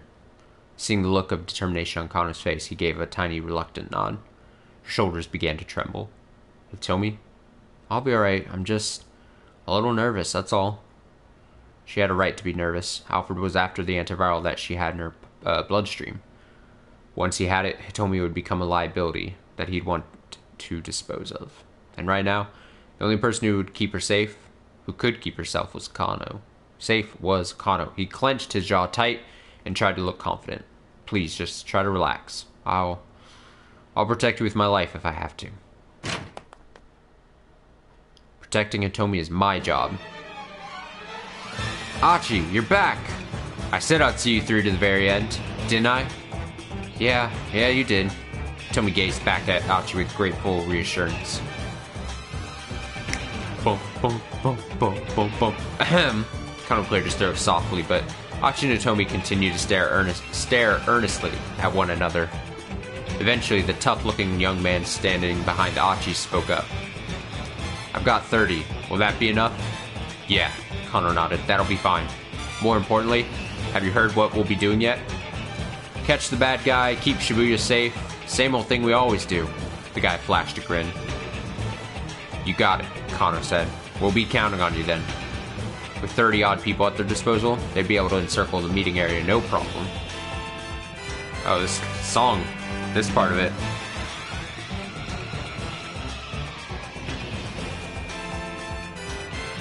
Get some horns in there. Preparations were all set. It was time to confront Alfred at last. Alright, detective, Achi shouted. Let's do this. Kano gave a firm nod.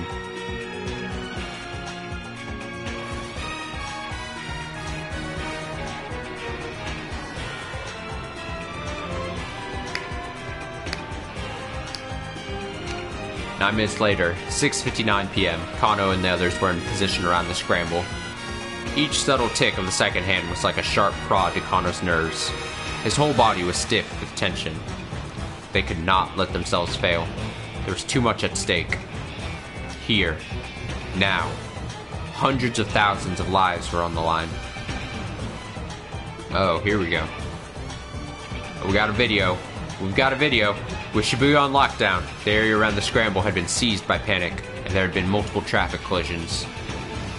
The sidewalks were crowded with scared people. Overturned cars and abandoned motorcycles clogged the streets.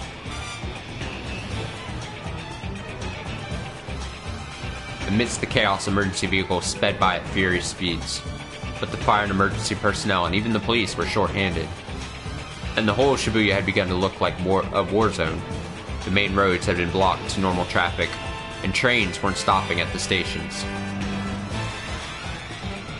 In effect, the city was in a state of complete shutdown. Kano glanced again at his wristwatch. 6:59 p.m. in 10 seconds. 11 seconds. 12 seconds. 13 seconds. 14 seconds. He scarcely remembered to breathe.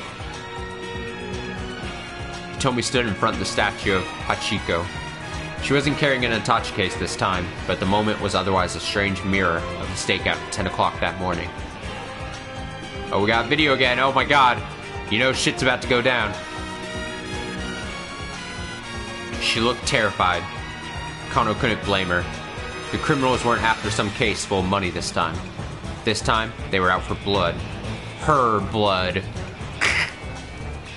Okay. Kano did a slow scan of the area. Achi was standing not too far away. His companions were strewn about here and there, carrying on as normal. Here in Shibuya, those guys fit in right with the crowd. Fit right in with the crowd. And they had the area around Hitomi completely surrounded. Yet again, Kano looked at his watch. 6:59 p.m., 35 seconds, 36 seconds, 37 seconds, 38 seconds, 39 seconds. He forced himself to take several deep breaths. He focused on the sound of his own heartbeat and exhaled until all the breath was expelled from his lungs. And then it all started. Kano's cell phone rang. I've got him. It was Daisuke, the organ trafficker who devised the kidnapping. It's him. Where is he? Kano asked. Is he close by? I've got him on camera now. He's on the other side of the intersection. Kano looked out across the scramble. There were so many people that it was hard to tell who was or wasn't suspicious. Can you describe him for me? The tall foreign guy, the one wearing glasses. A tall foreigner? Kano's eyes drifted over the crowd.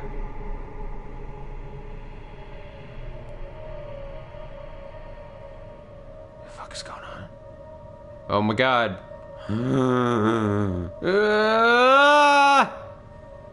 Aha! There he was. And as he got closer, Kano's eyes went wide. This man was someone he'd met before. Leland Palmer, the lecturer from the English department at Hitomi and Maria's school.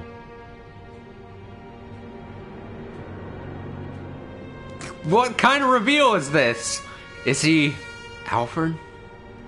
Palmer was walking right toward Hitomi. Hitomi didn't seem to have noticed him yet. When Kano glanced back at his wristwatch, it was 7 p.m. on the dot.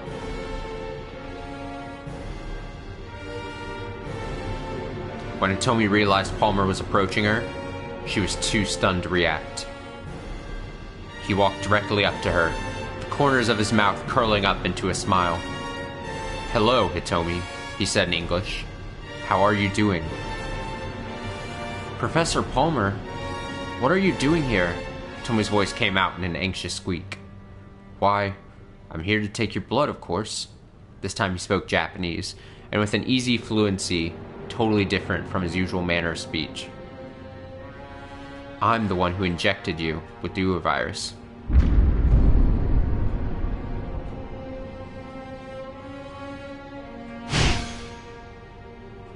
I'd been waiting so long for the opportunity to arise. It's been quite agonizing, you know, spending 6 months and more pretending to be a mild-mannered English lecturer. Professor, you're Alfred, aren't you? Let's get down to business, shall we?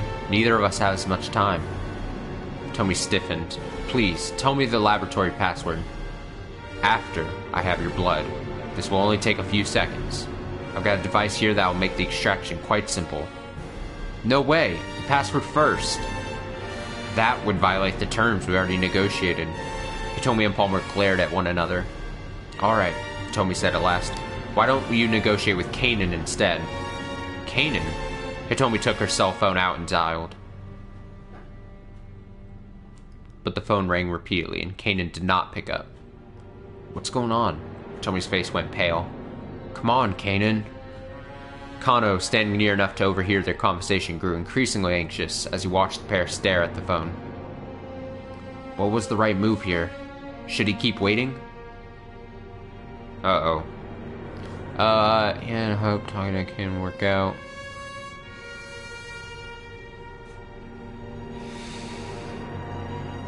Fuck it! At this point, they couldn't count on Kanan anymore. Kano rushed into action. Freeze! Kano drew his gun and trained it on Palmer. Nearby pedestrians scattered in fear.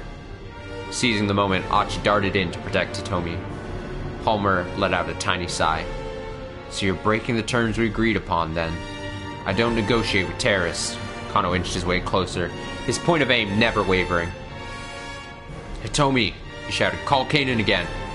Again, Hitomi dialed her cell phone. Palmer opened the attaché case he was carrying. One more move and I shoot, Kano shouted. But the terrorist ignored the warning, producing a set of small glass vessels from within the case.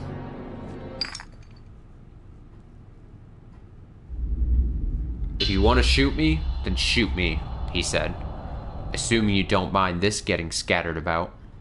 Is that? Surely you don't need me to explain. Stanley was right. Alfred had weaponized the virus. Doing his best to conceal this horror, Kano tried to sound defiant. How can I even know that's real? It was entirely possible this was all a bluff. Ah, indeed. This could all be a fake. Would you care to test that theory? Palmer flashed a coy smile, holding out his fistful of vials. He began to tilt them slowly back and forth, letting them clink against each other. They were fake. No, maybe they were real. Kano couldn't quite decide, and he couldn't take any rash action, if there was even the possibility that these were the real thing. Did you come here to carry out a suicide attack, Mr. Alfred? Hardly. I have no desire to die here. All I want is to get a little of this girl's blood, and then go quietly on my own. But that all depends on you, doesn't it? His face was overflowing with confidence. Kano couldn't shake the feeling that something was off here. Something about this man's demeanor hinted at something. Well then, what will it be? Palmer continued. Will you condemn the people of Shibuya to death? Cursing inwardly, Kano lowered his gun. Palmer flashed a triumphant grin, then resumed his stroll toward Hitomi. She stood frozen on the spot. Susumu! The shout had come from Achi. In an instant, a dozen members of SOS headed toward Palmer from all sides. Tough luck, pal, Susumu said. Turns out we're not actually innocent bystanders. Now it was his turn to grin. You're completely surrounded. Give up and tell us the password now. And just for the record, we ain't scared of no virus. The tough-looking young men radiated bravado. Without hesitation, they closed in around the kidnapper. Surrounded? You certainly don't look like police. Palmer cast a bemused glance around himself. You're right about that, Hachi said. I mean, just take a look. I gathered up a bunch of people who love Shibuya more than their own lives in order to take your ass down. He kept Hitomi shielded behind him while he spoke. There's no escape, he declared. You're lost. You've lost. Lost? Me? Well, it sure doesn't look like you're gonna get away. Palmer grinned at Achi's words. I see. Then it appears our negotiations are at a close. Enough of the high and mighty act. Susumu stomped aggressively toward Palmer. Hey, Kano snapped. Easy now. They couldn't risk a scuffle sending the virus crashing to the ground. What a shame. Palmer swung his right arm up high.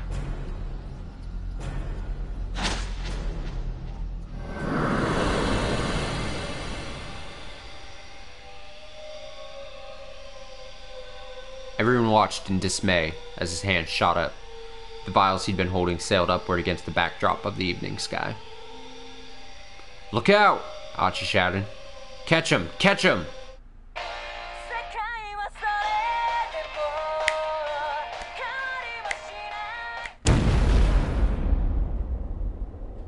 The fuck?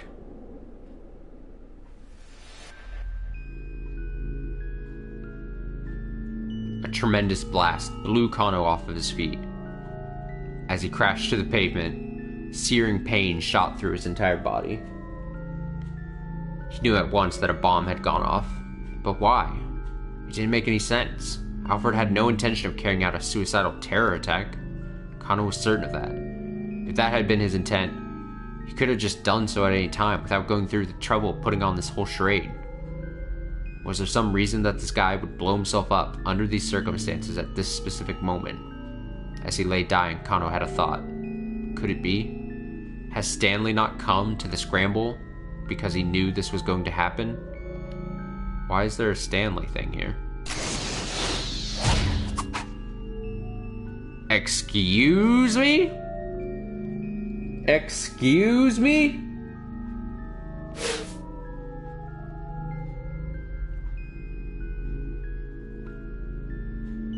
Bad ending. Number 65. A mysterious explosion. Oh, it doesn't even give me a hint. I get nothing. You get nothing, sir.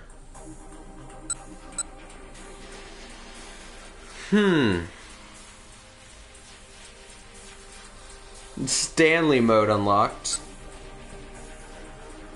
But not quite.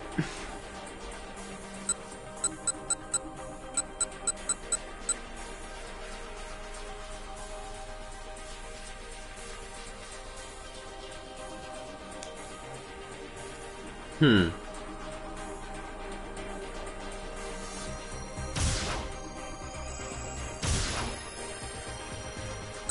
so I guess here, though, we can jump into Achi.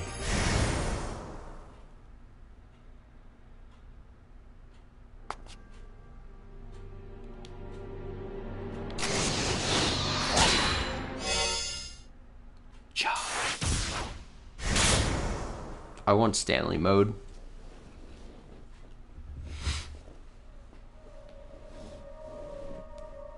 Was this guy Alfred? This gangly white guy? The man arrived in front of Hitomi and began speaking to her.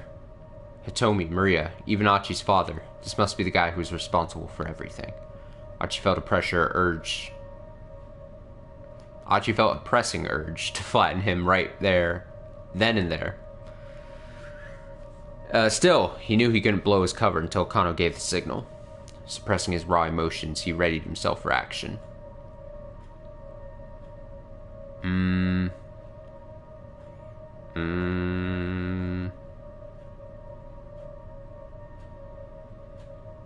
Hiya. Protecting Hitomi has to come first. I can't let anything happen to her.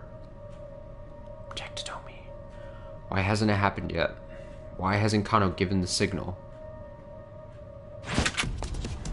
Freeze! Suddenly Kano rushed forward, his gun drawn. Ignoring the pain in his leg, Achi dashed for Hitomi as fast as he could. He cut in between Kano and Alfred, quickly pulling Hitomi out of danger. Hitomi! Kano shouted. Call Kanan again! Shielded by Achi now, she brought up her cell phone and dialed the number. But some time passed and there was no answer. Had there been some kind of trouble on Kanan's end? Looking increasingly worried, Hitomi tried calling several more times. Then Alfred withdrew some strange vials from the attaché case he'd brought. Kano's face wavered with alarm. This had to be the terrorist's trump card then. Kano and Alfred were having some sort of debate. Achi couldn't hear the specifics, but tensions were clearly running high. Kano hesitantly lowered his gun. Alfred flashed a haughty, confident grin. Looks like it's time for our trump card. Susumu! Achi shouted at the top of his lungs. At his signal, the gang emerged from the crowd, moved en masse to hem Alfred in.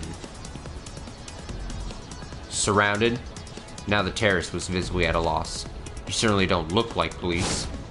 You're right about that, Achi said. I mean, just take a look. I gathered up a bunch of people who love Shibuya more than their own lives in order to take your ass down. As he spoke, he made sure to keep Hitomi shielded behind him. The pain in his leg was getting worse and worse, but he tried his utmost not to let it show. There's no escape, he declared. You've lost. Lost? Me? Well, it sure doesn't look like you're gonna get away. Alfred grimaced at Achi's words. I see. It appears our negotiations are at a close. Why did he still seem so confident? Something definitely didn't feel right. He really doesn't care if he survives. Oh no. He's going to unleash the virus, accepting that it would kill him too. Alfred met Achi's eyes, and seeing the haunted realization there, the terrorist flashed a wicked and triumphant grin. Enough of the high and mighty act, Susumu shouted. He began to stomp toward Alfred. But he didn't reach him in time.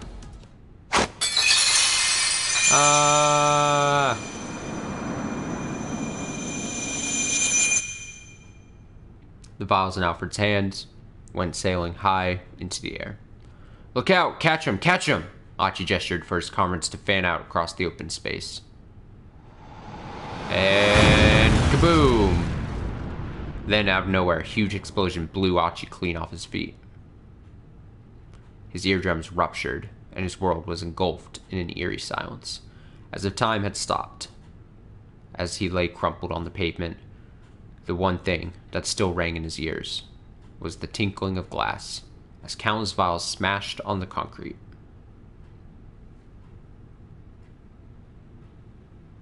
But 72, a mysterious explosion.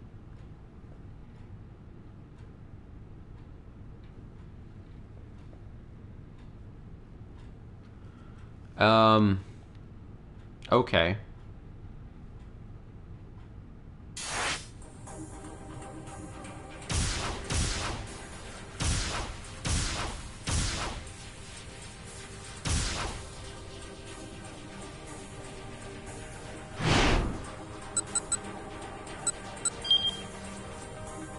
There are no hints after 1800.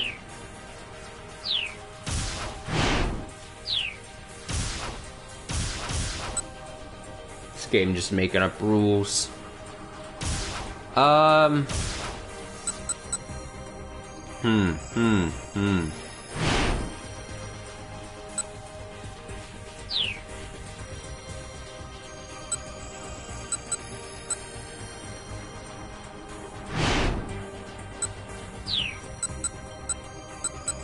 So something about Stanley. Something about Stanley.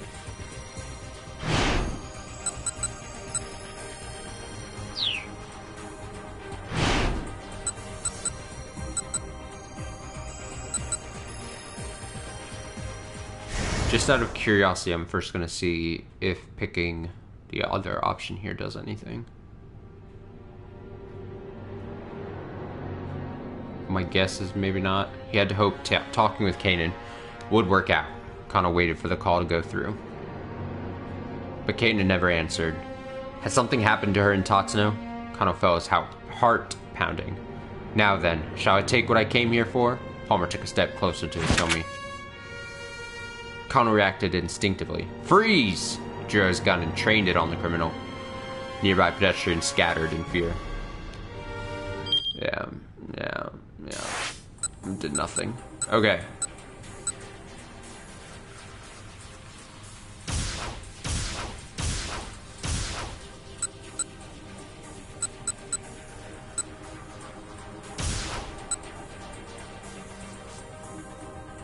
So this is potentially what I'm fearing about the thing I had maybe seen something about. Give me like a minute here. I'm gonna search Google here really quickly.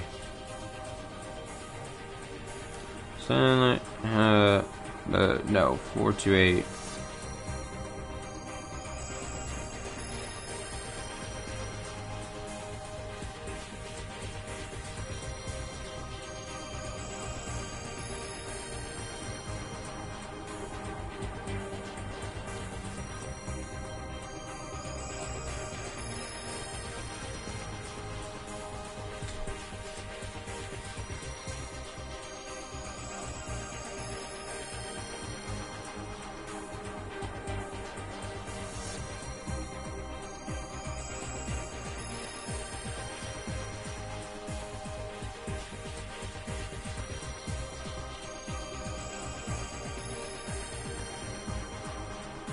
Huh. Okay. Let me... Boom. Apparently, I'm gonna have to try...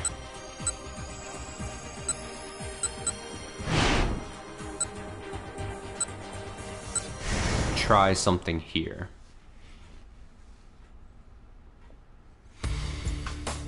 Stanley, Kano said. We have to trust Stanley here.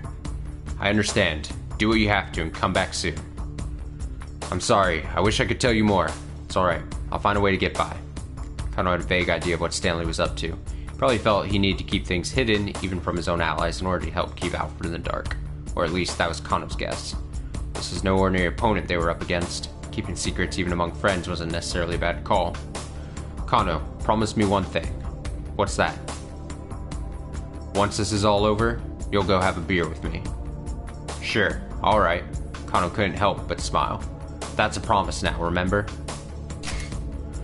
The promise these two made just now mirrors another made by a certain pair of brothers in the past. Once this is all tidied up, I'm gonna need a drink. Let's you and me have a beer together. That was what the younger brother said, and the older brother still feels the pain of that promise going unfulfilled. Okay, so that might be... And with that, Stanley hurried out of the workroom.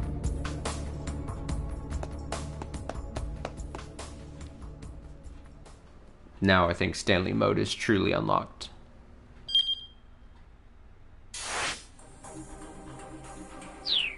Okay, let me go... Whip.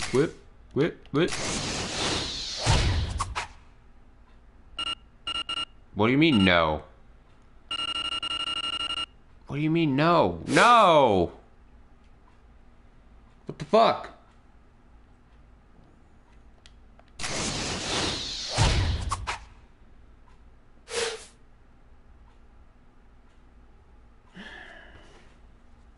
Here I'm thinking I figured out something.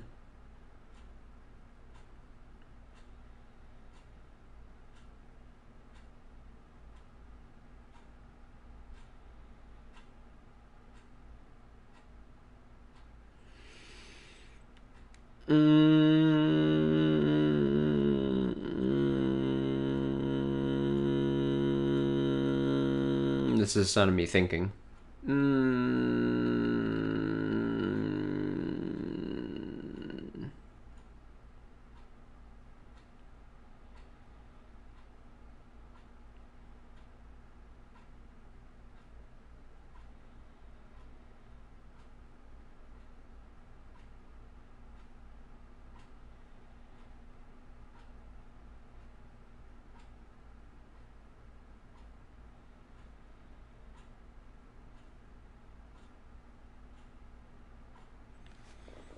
Okay, this isn't making...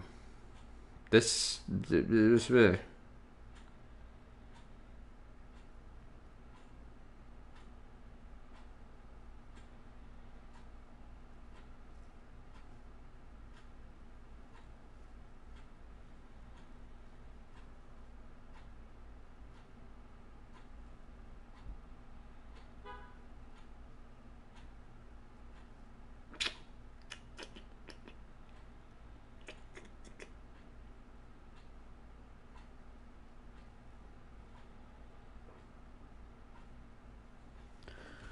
Okay.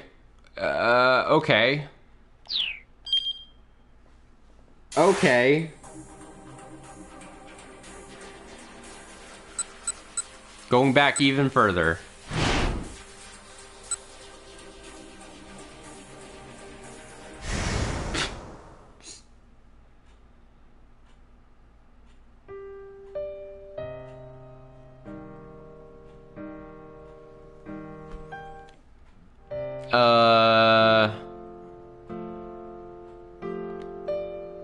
Yes, you're right. Kano did his best to quash his emotions. Then we're good. Tatsuno gave a slight nod, then headed out the door. Detective Tatsuno, just before the older man disappeared.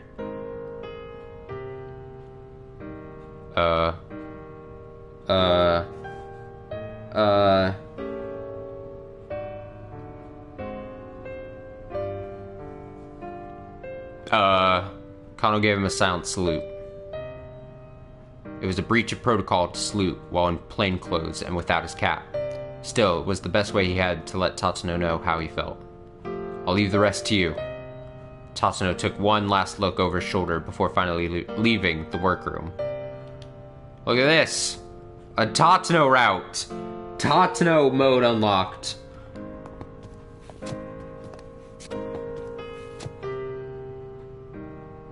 Even after Tatsuno disappeared from view, Kano remained for a long time at attention, his fingertips pressed to his temple.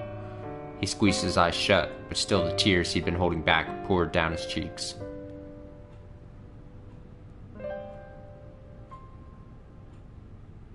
Tatsuno mode.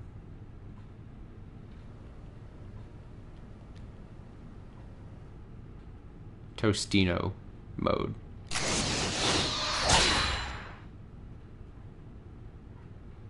Well, here we go.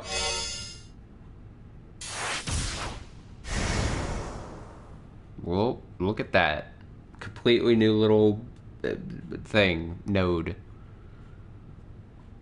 Kyozo Tatsuno gingerly flexed his right elbow.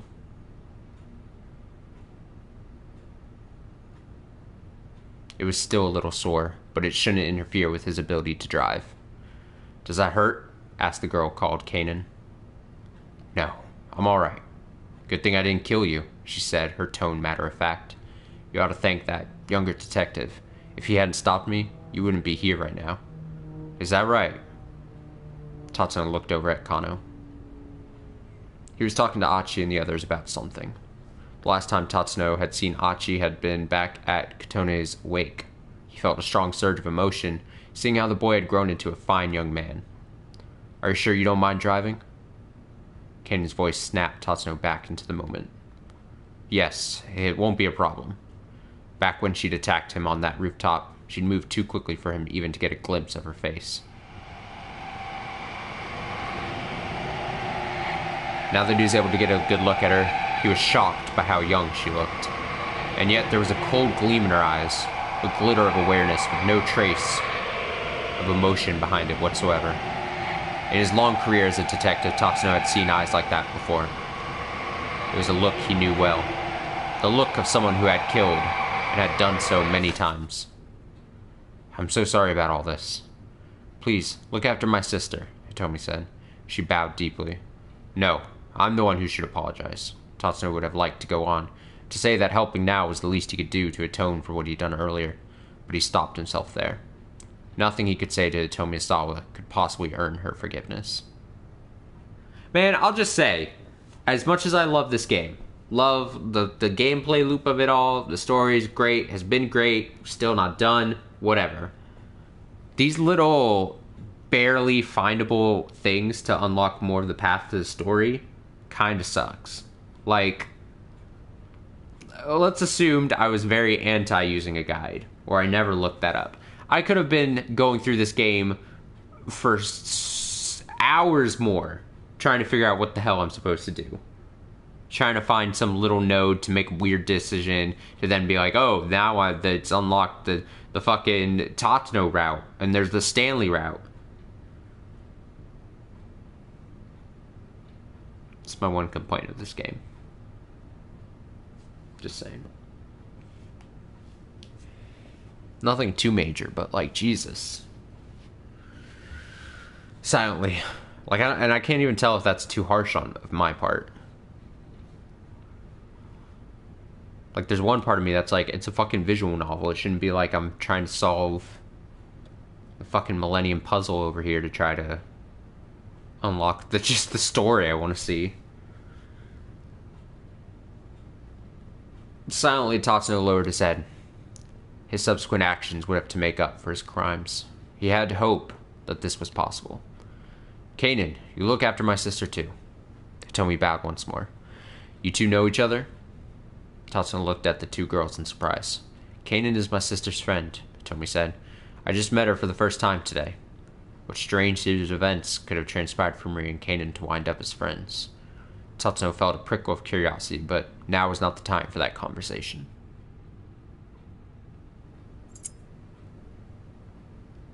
Daisuke reappeared. He had gone to fetch his car keys. "You know where it's parked, yeah?" he asked.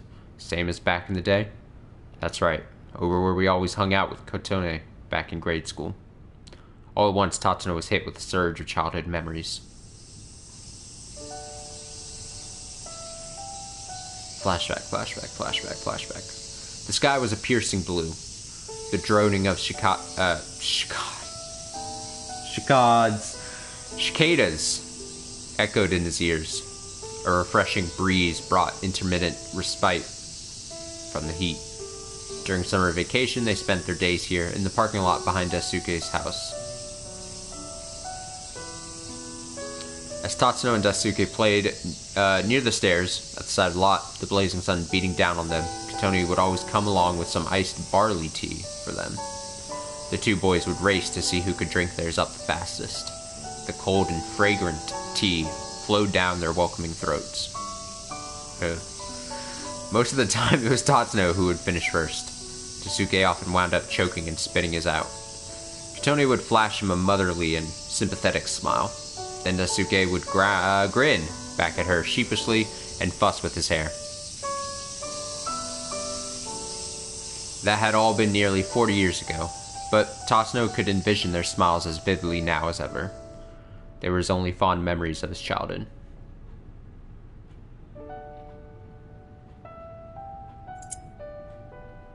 Tatsuno took the keys from Daisuke, clutching them firmly in his fist.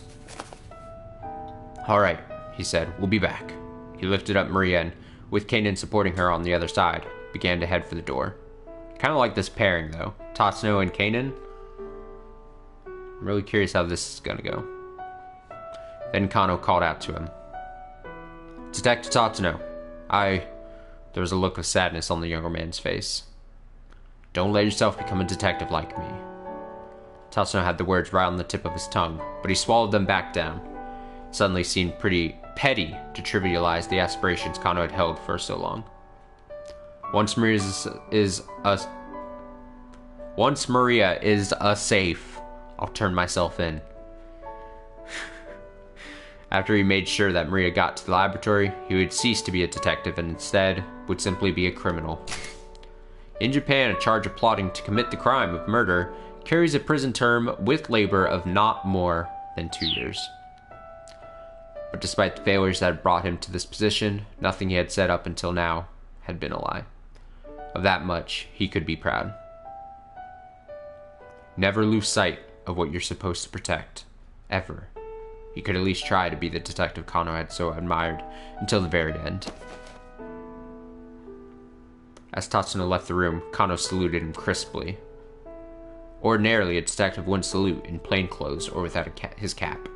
The little breach of etiquette just showed all the more clearly how Kano felt.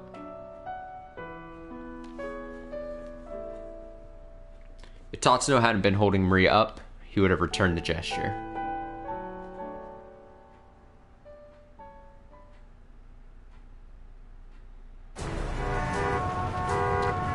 Leaving Endo Electronics, Tatsuno and Kanan carried Maria up a hectic Dogenzaka. The parking lot was less than a minute away by foot. Before long, however, they found their way blocked by a veritable way of people. Oh, it was a riot squad with Kuze at the head. A police squad that carries out security and control activities in order to maintain or restore public order in the event of an emergency. The Tokyo Metropolitan Police Department has 9 riot police units, along with a support vehicle unit, for a total of 10 such squads. These also comprise teams that carry out certain specific functions, such as the Explosive Ordnance Division and Chemical Defense Unit. Director Kuze, Tatsuno, what are you planning on doing with that girl? What are you planning on doing with her? I already informed Kano that she's to be put under quarantine. If she's allowed to remain free, all Shibuya will be in danger. Kanan took a step forward. Got that gleam in her eye. She's gonna murder everyone here. Tatsuno could sense that she was about to move in for the kill. Jesus. Easy now, he said softly. Wait. As skilled as Kanan was, she was no match for an entire armed police squad. I'm not going to take all of them on, she murmured. I'm just going to take the man in charge hostage. Tatsuno swallowed. Capture Kuze and then run off? It could work. Considering the time limit they were facing, he knew that they had to find some way to force their way through here. Still, given how far they still had to go to reach the laboratory, he wanted to avoid direct conflict as much as possible. Give me 1 minute. No, just 30 seconds. Tatsuno turned and stared at Kuze. The two had known each other since their rookie days. Director Kuze, tell me, what is it that you believe in? What do I believe in? Yes, weren't you always the one who said that you needed to put faith in your subordinates no matter what? Well, yes. Yes, that's right. Kuze's eyes wavered ever so slightly. In that case, put your faith in me. No, put your faith in Kano. In Kano? He believes that saving Maria Asawa will let us save Shibuya. He's doing everything he can to make that happen. Kuze's lips curled into a wry grin. That sounds like Kano, alright. Always thinking in such simple terms. Usually the simple answer is the right one, sir. Almost Occam's razor. People like you and me overthink things. We make them more complicated than they have to be. Or need to be. Just consider for a moment. Will putting Maria Asawa under quarantine clear up this case? No, it won't. So long as we don't know how she was infected with the virus, we can't rule out the possibility that other people have been infected as well. Tatsuno kept his eyes locked on Kuze's. Director Kuze, right now, what we need to do more than anything is get our hands on that antiviral drug. We need to be helping Kano. Please, sir. Kuze furrowed his brow in thought for a few moments, then shook his head. Tatsuno, buddy, come on. I can't do that. You gotta understand the position I'm in. The director's voice squeaked into his childish register. Kanan narrowed her eyes. What's this guy's deal? She whispered. Well, it's hard to explain, but when his voice gets like that, it means...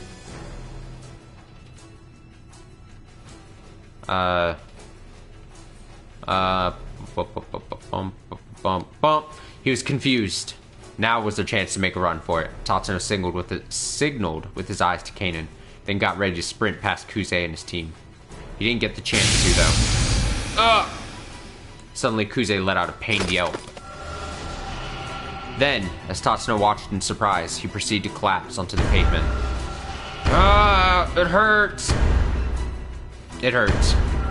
Have I been infected with the virus too?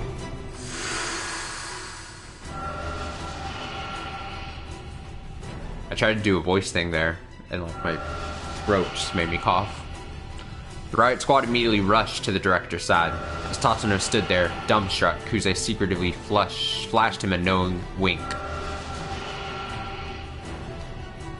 That was a terrible performance, Kanan muttered. Yeah, but it was a tour de force as far as I'm concerned. Inwardly, Tatsuno gave his boss a nod of respect. Slipping past the riot squad, he and Kanan headed for the parking lot.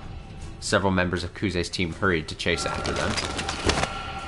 Don't follow them, Kuze cried out as he writhed on the ground. Everyone stay back! If you get too close to Miyasawa, you'll be infected as well! The riot squad stopped in their tracks. Tatsuno and Kanan took the opportunity to hurry out of sight.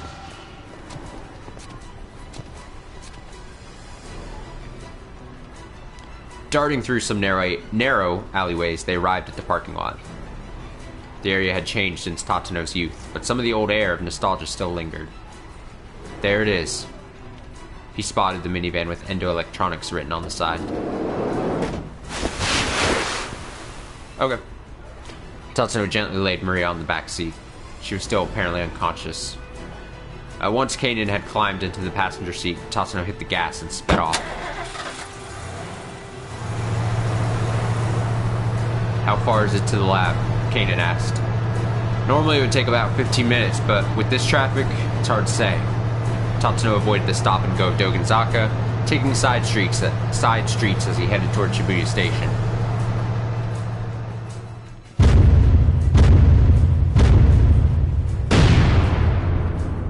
Uh-oh.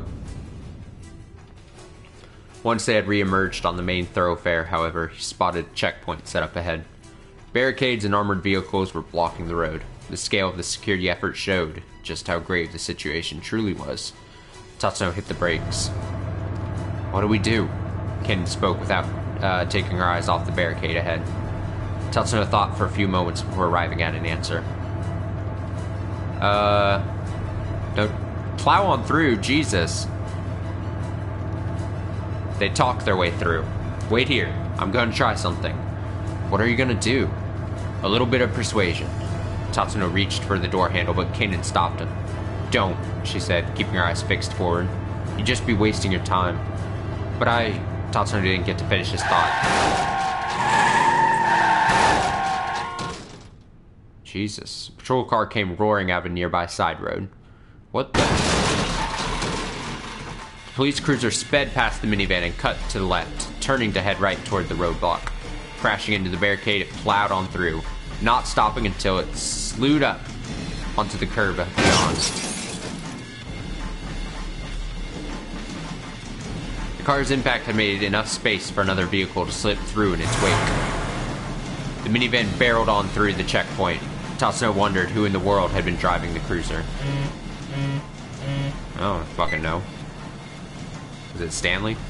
Tatsuno's phone rang and he picked up as he sped onward. Were you able to break through safely?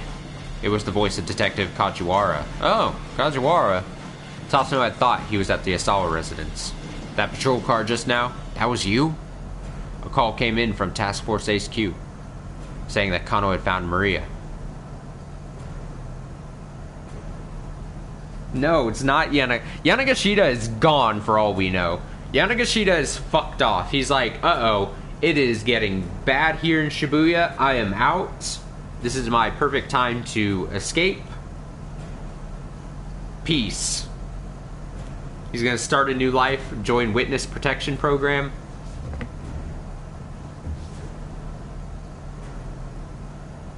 I would put money down he does not come back for like the remainder of the actual story.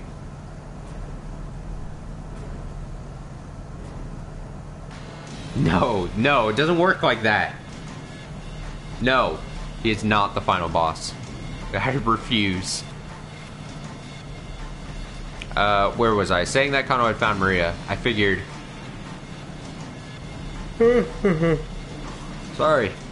I figured maybe Kano was planning to take her to Akashi Pharmaceutical. And so I thought he'd need to make his way through one of the checkpoints here. But the fact that it was you, Detective Tatsuno, now that was quite unexpected. He let out a weak chuckle. Kajiwara, are you hurt? Oh no! Kajiwara, no!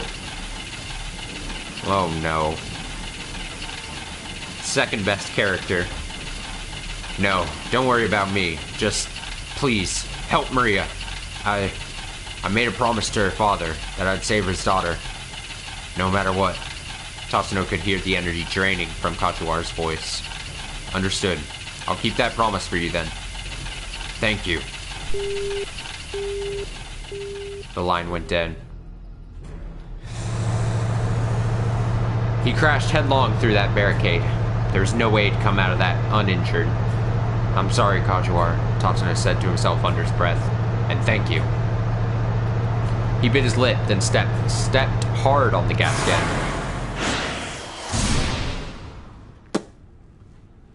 Yeah.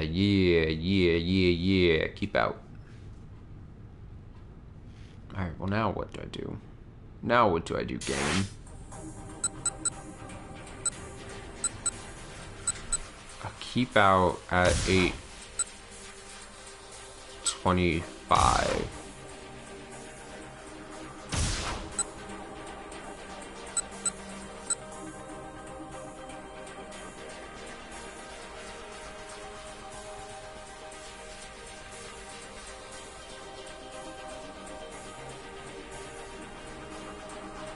Is there a Kajiwara mode? Or are you just saying that?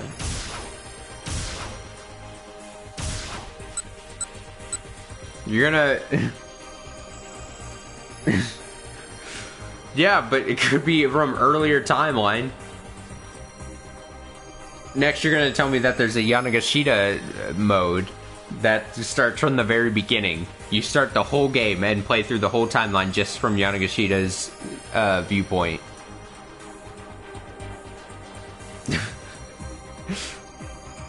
To see how he fares throughout the whole game.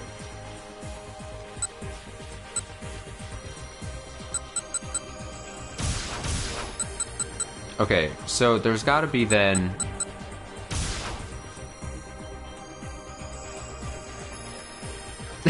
No. No. There's the jump for...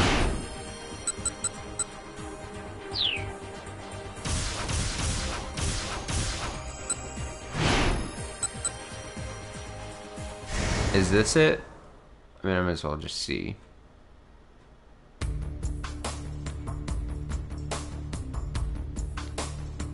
Go have a beer with me. Alright, yeah.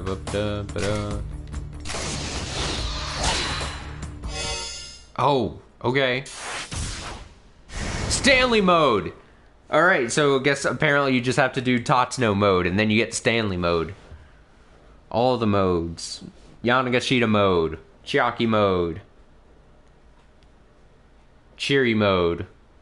She just eats a lot.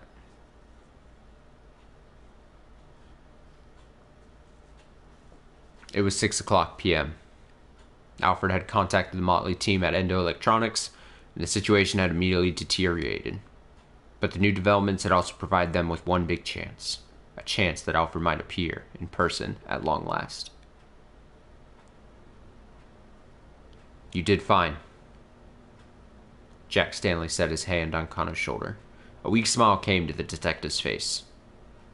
Stanley paused, unexpectedly moved. For that one moment, he saw in Kano the image of his younger brother, Frank. Whoa, that was a weird sound. Jack, you have to get everyone to a safe place right away. Fuck is this man? Frank? Kinda looks like,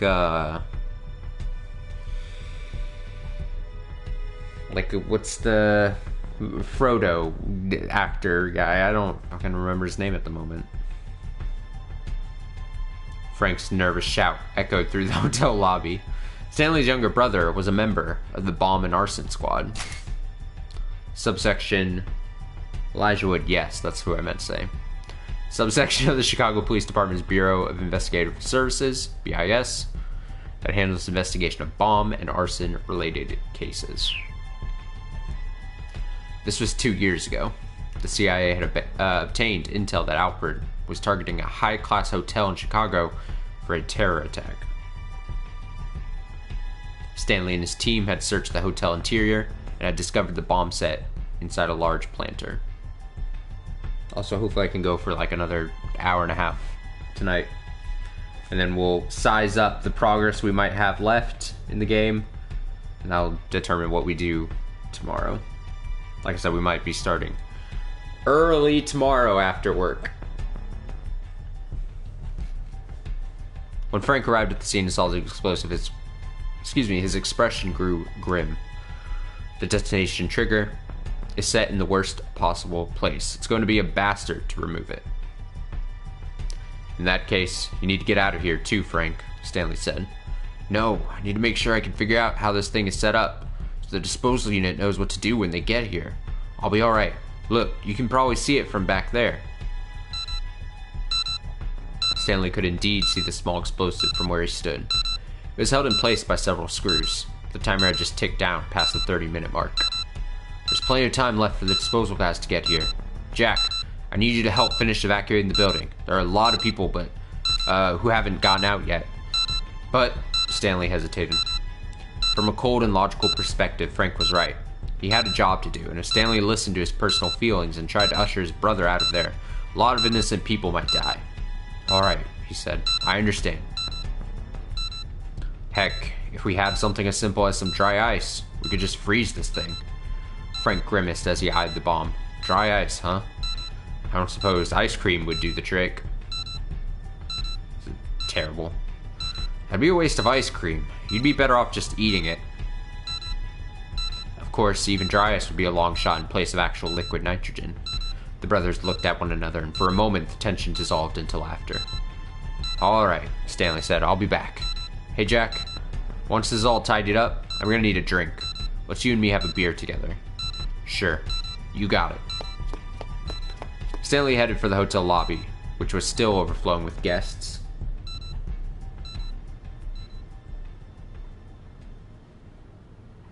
You made the right choice here. Stanley gave Kano a thump on the back, and the detective cracked a tiny grin. What about my choices, though? Debating his own next move, Stanley stepped away from the others and took out his cell phone. He made a call to his superior, Gordon. Gordon! It's me, he said. What's the situation? I hear the Japanese police want to put Maria Osawa under quarantine. I'm assuming that's on your order, sir? It is. There are too many important people in Shibuya. We can't allow that virus to get loose. Besides, we now know that Alfred is after Hitomi Osawa. There's no reason to leave Maria at large any longer. If you put Maria Osawa under quarantine, she is going to die. I know that, but there will be far fewer victims as a result. Gordon's words made something inside Stanley snap. In that moment, he lost any inclination to report that he was with Maria. Failure to do so would be dereliction of duty on his part. He knew that well enough. He knew it, but the fact couldn't overcome his revulsion at Gordon's callous attitude toward Maria. Victims are still victims, he said. What was that? Nothing, sir. I'll continue my operation to apprehend Alfred. Stanley hung up the phone. He didn't care if his superiors took action against him once this was all over. They intended to sacrifice one person in order to save the lives of countless more. From a purely objective standpoint, it was the right call. But what if that person was a loved one? What would they have done then? The dilemma gnawed at the back of Stanley's mind. He couldn't shake the feeling that it was wrong to just accept the lesser of two evils, to sacrifice an innocent for the greater good. No, damn it. He would save that one life, and then save the lives of the many. He needed to find a way to avoid the so-called easy way out, no matter what it took. He wasn't about to add a second big regret to his life. Not this time. Saving Maria was the right thing to do. His judgment wasn't wrong, of that he was sure. He reaffirmed that to himself inwardly, over and over.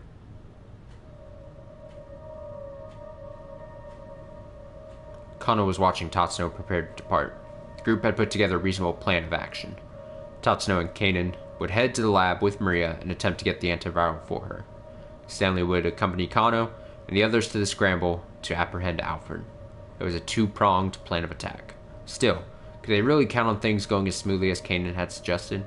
Stanley thought back on her earlier words. Once Alfred has made contact with Hitomi, call my cell phone. I have plenty of information Alfred might want to bargain for. I can negotiate with him directly. That meant that getting the password hinged on whatever deal they struck. What sort of things might Alfred request in exchange? Stanley cast a thoughtful look at Kanan.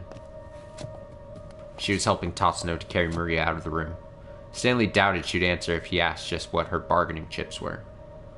He held his tongue, watching as she left with the others. Whatever else happened, he needed to focus on capturing Alfred. He glanced at the monitor displays in the workroom. The disembodied sound of Alfred's voice from earlier crept back into his mind. I will appear at the rendezvous in person. After all, it wouldn't do for the star of the show to miss the final curtain. Those words notwithstanding, it seemed absurd that Alfred would actually show up in the flesh. Nationality, age, sex, so much about the terrorist mastermind was shrouded in mystery. Why would someone who had hidden so well for so long ever reveal their true identity? And yet, Alfred had gone out of the way to claim that was precisely what was about to happen. It almost seemed like he'd made turning up in person a major selling point of the deal. I'm looking forward to meeting all of you there. There was no doubt about it. Alfred wanted them to expect them on site and in person. So why would that be? He's using himself as bait to lure me and Kanan out. This is a near-perfect opportunity to wipe out the two people who are gunning for him the most. That being the case, how might he attempt to kill me once I'm at the scramble? Stanley felt a sudden flash of insight. No. Something was off here. His thought process was running well, each deduction logically following from the last. But at a time like this, that could be a very dangerous thing. Alfred may have anticipated where his logic would lead. Stanley needed to assume that any clue he thought he'd found was something Alfred had left behind on purpose. So, maybe the suggestion that their target would come to the scene was a different kind of trap. At the risk of sending himself in circles, Stanley decided to rethink the whole case from the ground up. What was the single strangest part of this whole thing? Aha, there we go. Why had Alfred put an amateur like Daisuke Endo in charge of the kidnapping? Sure, being able to get a heart for his daughter gave Daisuke a strong incentive, but there still had to be a reason why he'd been chosen. If the kidnapping had failed, what would have happened then? Of course, this was Alfred they were dealing with. Maybe the possibility of failure was somehow part of the plan. Hell, Daisuke had managed to accidentally kidnap Maria instead of Hitomi, hadn't he? If Alfred had gone with the professional, that sort of mix-up would never have happened. And yet, even if that degree of uncertainty was acceptable or even desirable, using Daisuke seemed like far too big a risk. There must be some other motive for bringing in Daisuke into the plan. Of course, advantage. Using Daisuke must have provided some important advantage that outweighed his flaws. It was the only thing that made sense. Which meant the reason Alfred had Daisuke carry out the kidnapping was...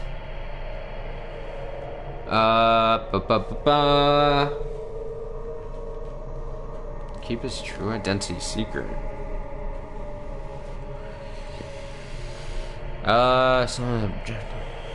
Sure. To keep his true identity secret, Alfred needed someone completely unrelated to him.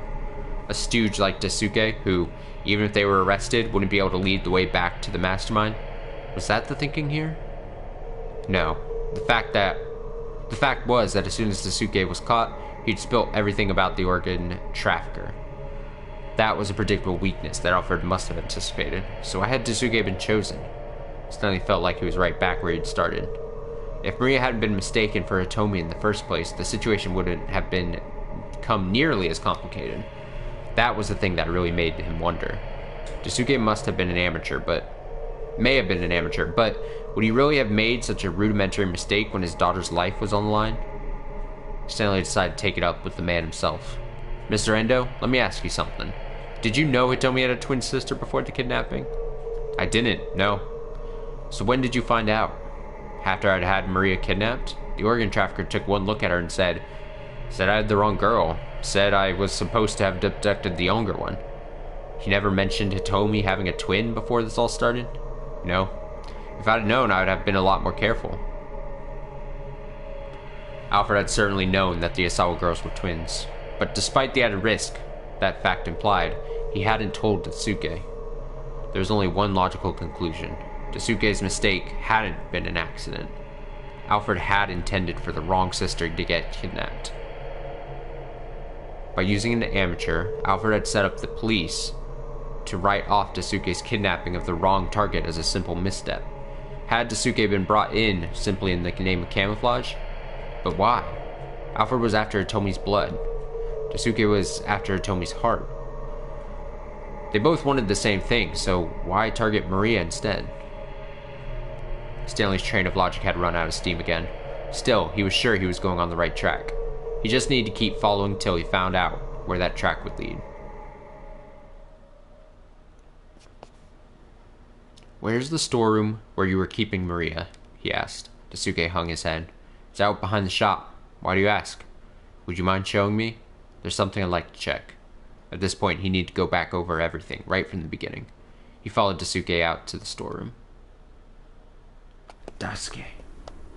Speaking of the storeroom, Daisuke said as they were walking to the back part of the building, there's something I've been wondering about. Just how did Maria manage to escape in the first place? You're certain you locked her in? Stanley asked. Daisuke nodded. At 8 o'clock this morning, the organ trafficker came by to check up on her. I made sure to lock the place back up after he left. I see. That visit must have been when Maria was injected with the UA virus. It makes sense based on our work timeline of when we expect her to go symptomatic. When they got to the storeroom, they spotted the padlock that had held it shut, lying broken on the ground. Daisuke picked it up, then opened the storeroom door. Ah, look at this mess. It was obvious immediately that merchandise had been stolen. I doubt Maria did this, Daisuke said. Maybe some thieves broke in.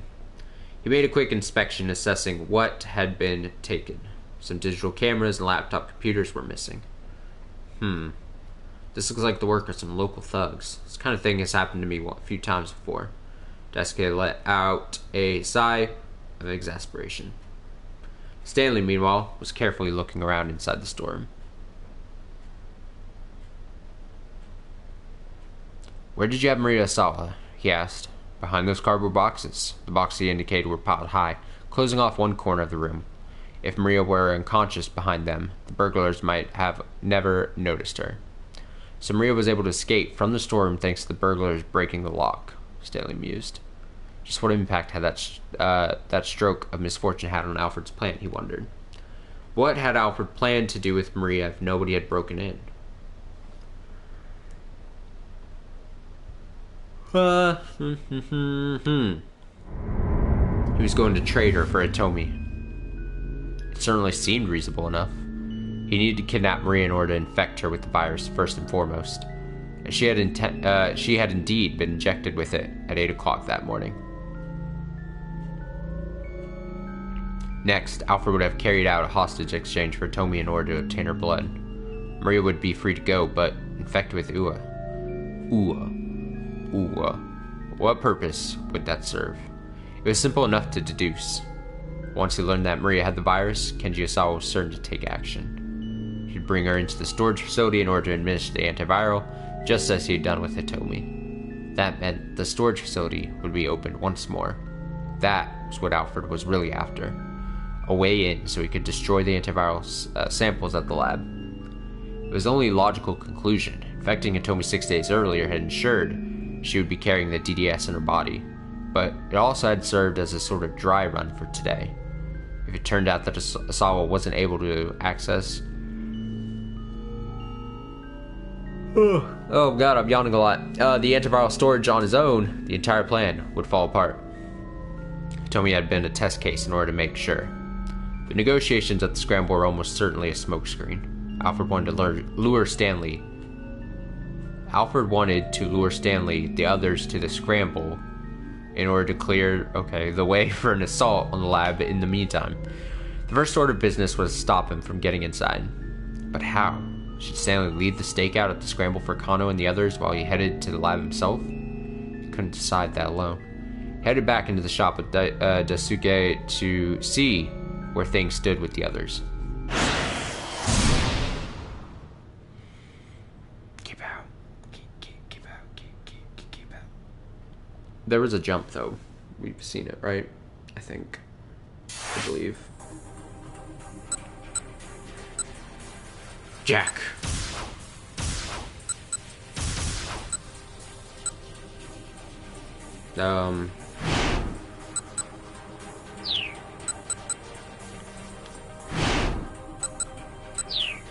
Right? There was a jump, right? Or am I going crazy?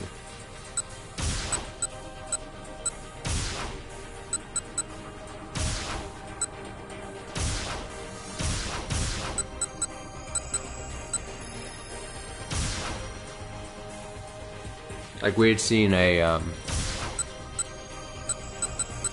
second jump, right? For there's so many jumps and shit. They're everywhere. I'm lost.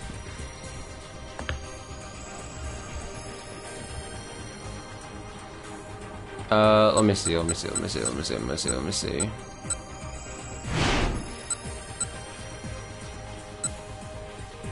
Oh, here? Here?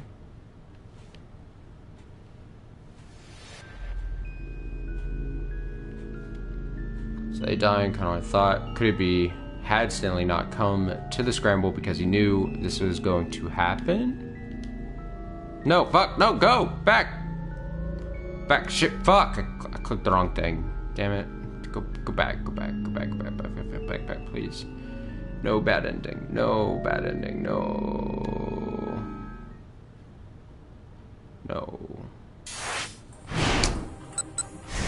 Damn it.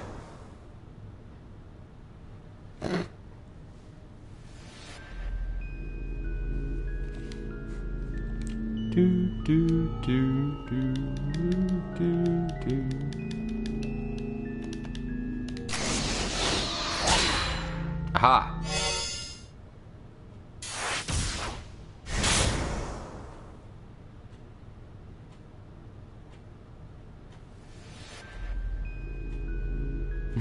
Same creepy piano. Kano's plan of action for the Scramble was steadily coming together. Stanley half listened as the young detective discussed the stakeout with the rest of the group. His own mind was still caught up with the question of what he himself should do. He couldn't shake the conviction that he needed to head to the lab. Even assuming that Alfred really did turn up at the Scramble, and assuming that he'd carried out another bioterror attack there, the worst that could happen would be a disaster in Shibuya. Terrible though that might be, it'd be far worse to let Alfred, who is already in possession of the Uvirus, destroy the world's only supply of the antiviral. If he succeeded at that scheme, his bioweapon would be unstoppable. He could hold the entire planet in the grip of fear. A terrorist arms dealer must never be allowed to obtain that kind of power. Stanley couldn't take that risk. Even if he was wrong in his suspicions, it only made sense to shore up the defense of the lab. There was only one person he could count on now, Kanan. She was on the way to the lab already. Stanley could alert her to his conclusions. It would make it that much harder for Alfred to carry out his plan. If nothing else, hopefully she could buy time for Stanley to get there. Stanley approached Kano. "You need to go to the Scramble without me," he said. "What?" Kano was visibly shocked. "Where's this coming from all of a sudden?" "Please, don't ask me to explain. Something else has come up, and I have to see to it." Stanley hated having to do this. He wished he could explain everything. If he made any unusual moves now, though, there was a risk Alfred would pick up on it. There was no telling where the mastermind might be watching. It was better to keep his companions in the dark, just in case. "I understand," Kano said. "Do what you have to, and come back soon." I'm sorry, I wish I could tell you more. It's alright. I'll find a way to get by. Kano gave him the thumbs up. The sight brought back some painful memories. Up until just a few hours ago, Stanley had instinctively seen Kano as all too naive. And now, he finally knew why. Kano was just like his younger brother, Frank.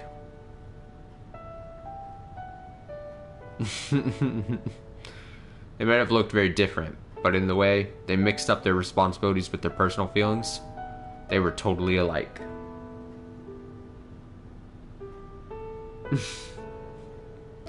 Basically. Stanley couldn't discount that naivete. Naivete. In the end, that was all a part of the human condition. Jack, are you really okay with this? Frank cast an anxious look at his older brother as they made their way into the University of Chicago campus. It's my responsibility to look after you, Stanley told him. As long as you take your studying seriously, I'm all for it. Frank had been worrying about tuition costs as he prepared for college. After losing their parents 5 years earlier, the two had struggled to get by. Yeah, but... Stanley set both hands on his brother's shoulders. Listen to me, Frank. You're my brother and I care about you. I just want whatever you do to do something you can be proud of. Alright, Jack. I hear you. And thanks. Jack Stanley. Kano, promise me one thing. What's that? Once this is all over, you'll go have a beer with me. Sure. Alright. That's a promise now. Remember. Kano flashed him a grateful smile. And in that smile, Stanley again saw a little something of Frank.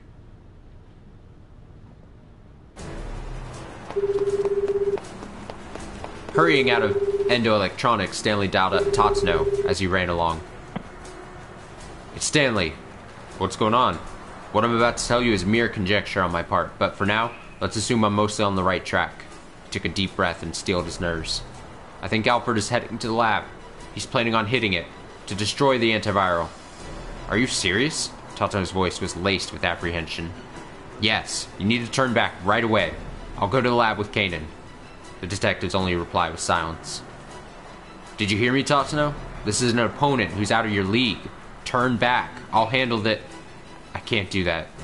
Now, Tatsuno's tone was calm and steady. My job is to get Maria to the lab as soon as humanly possible. Whether Alfred is coming or not doesn't change that. Don't be absurd. Even if you do have Kanan with you, you can't keep Maria safe and still win the fight that's coming. I'll give my own life to protect that girl if it comes down to it. Stanley could tell that he'd never overcome this degree of stubbornness. Fine. Have it your way, then. But I'm heading to the lab, too. Whatever you do, do not lay your guard down. Understood. Tatsuno would be no match for Alfred. If the terrorist spotted the detective, he'd probably kill him on the spot. Reassurance or encouragement would be meaningless. Instead, Stanley left Tatsuno with one final warning. I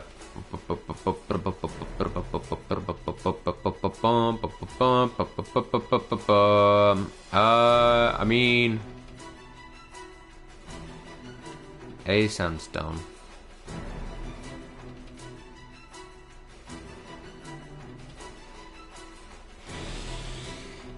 I need somewhere to stall until I get there.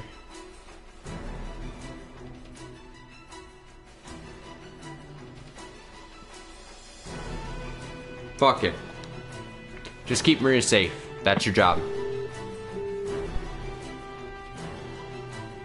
Tatsuno hung up without saying anything. Stanley made it to his Chevrolet car, still parked on the roadside. Jumping in, he sped off toward the laboratory.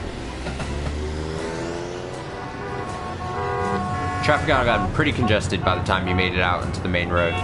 The chaos and panic from the area around Shibuya Station was starting to spread. His frustration steadily growing, Stanley fought his way along the congested streets. Just as his aggravation was beginning to boil over, he finally arrived at the Akoshi Pharmaceutical Laboratory. He could tell immediately that something was wrong. Oh, it's on fire. Yep, yep, that's wrong. A plume of smoke was rising from one of the laboratory windows. It was thick and black, clearly the result of fire of some sort. Clearly. Stanley hopped out of the car, drawing his gun as he approached the door. He was about to make his way inside when a scent on the air stopped him from his tracks. Smoke carried the telltale odor of explosive residue. He hadn't made it on time. All his fears had come to pass. Maria, Asawa, Tatsuno, Kanan, they were all surely dead. And no doubt the antiviral had all been either stolen or incinerated. In all likelihood, and moreover, viral samples from the lab had been dispersed by the explosion. Stanley cursed. He'd already inhaled some of the smoke. This really was the worst case scenario. They'd been utterly defeated. Stanley called up Gordon to request backup for a sweep of the laboratory. He knew that it was already too late to change anything. Even so, Stanley would go through all of the motions before he admitted defeat.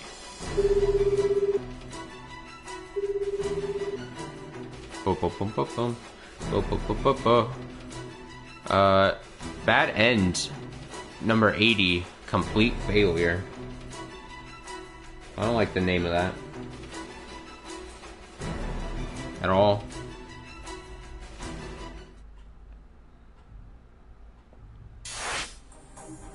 It is I, the complete failure.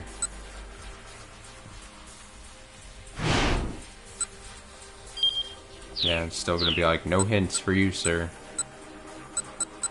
Okay, well, I'm gonna jump into Tatsuno's story now. And hope for better outcomes.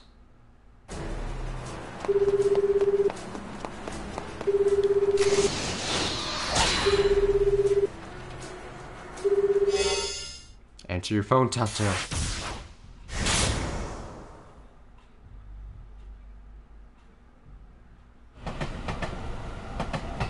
Once they'd made it past Shibuya Station, the roads were relatively clear. They ought to make it to the lab in no time. Tatsuno's phone rang. It was Stanley. "What's going on?" he asked the American. "What I'm about to tell you is mere conjecture on my part. But for now, let's assume I'm mostly on the right track." Stanley's voice was filled with tension. Tatsuno braced himself for bad news. "I think Alfred is heading to the lab. He's planning on hitting it to destroy the antiviral." "Are you serious?" It was even worse than he had feared. "Alfred heading to the lab?" "Yes. You need to turn back right away. I'll go to the lab with Kanan." "Is something wrong?" Kanan asked, peering at him from the back seat. He couldn't hide the fact that he was trembling. She seemed perfectly calm, unfazed by the possibility of further complications. Perhaps she had already anticipated something like this happening. "Did you hear me, Tatsuno?" Stanley said. "This is an opponent who's out of your league. Turn back. I'll handle the—" "I can't do that," Tatsuno replied, managing to regain his composure. "My job is to get Maria to the lab as soon as humanly possible. Whether Alfred is coming or not doesn't change that. Don't be absurd. Even if you do have Kanan with you, can't keep Maria safe and still win the fight that's coming." Maybe Stanley was right. Almost certainly he was. But Tatsuno couldn't put Maria's life in danger by turning back in order to save his own. "Kanan," Tatsuno glanced at the young woman in the back seat. "Yes? If Alfred shows up, don't worry about protecting me. Just keep Maria safe." "You got it." That was all Tatsuno needed to hear. "I'll give my own life to protect that girl if it comes down to it," he told Stanley. "Fine, have it your way then. But I'm heading to the lab too. Whatever you do not let your guard down." "Understood." Tatsuno hung up. "That was Stanley?" Kanan asked. She probably already surmised the situation. Even so, she showed no sign of concern.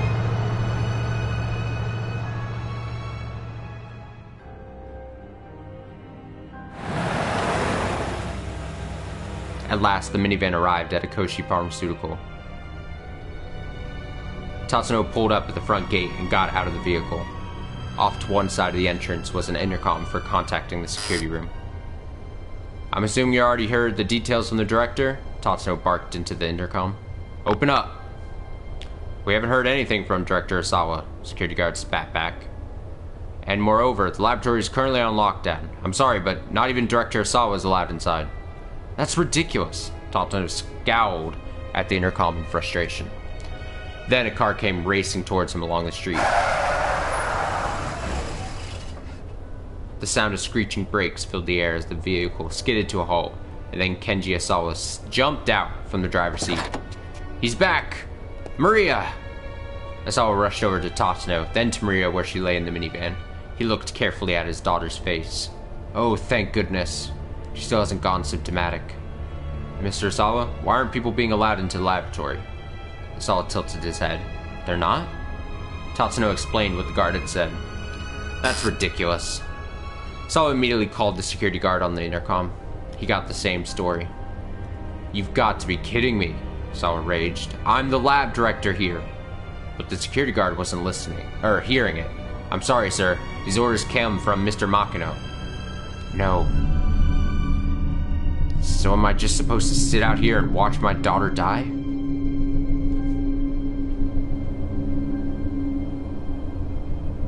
Tatsuno racked his brain for other ideas. Maybe they'd have to climb the gate and break their way in. Then, over the intercom, they heard the sound of a phone ringing in the security room. The security guard answered it without muting the intercom speaker. His voice was faintly audible. He sounded rather differential. Who in the world could he be talking to? Before Tatsuno could muse further, the gate suddenly opened. Uh-oh, that's creepy. Huh? Why? Tatsuno and Asawa looked at one another in surprise. "I have a message for Director Asawa from Mr. Makino," the security guard said. "From Makino?" Asawa huddled over to the intercom and had a brief Soto Rose exchange with the guard. I don't know what that is. What was all that all about? Tatsuno asked. It would seem that my wife was able to pull some strings for us. Asawa smiled uncomfortably. Tatsuno didn't have time to wonder what that might mean. "Has that lock been opened for us as well?" he asked. The smile disappeared from Asawa's face. "No. She wasn't able to do anything about the final layer of security." "I see. Well, let's regroup inside for now." "Very well," Asawa said. "By the way, who's going to be hacking the password?"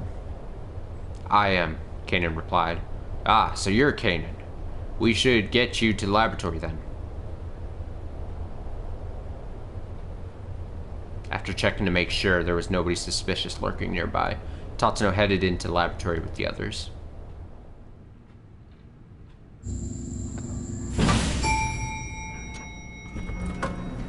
It took about 20 seconds for the elevator to reach the first basement level.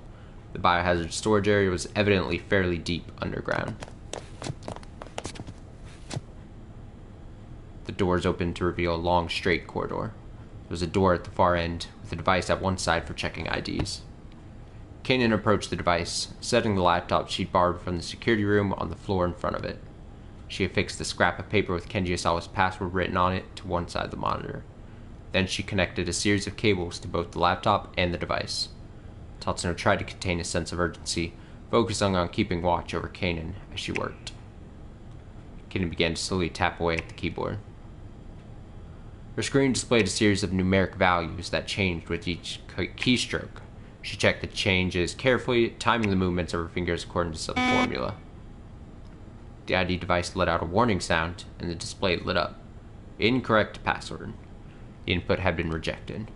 Was this really going to work? Tatsuno felt his impatience growing. Asawa's face showed a similar unease. Kanan turned to look at them. "How many failed attempts are we allowed?" 2, I believe, Asawa answered.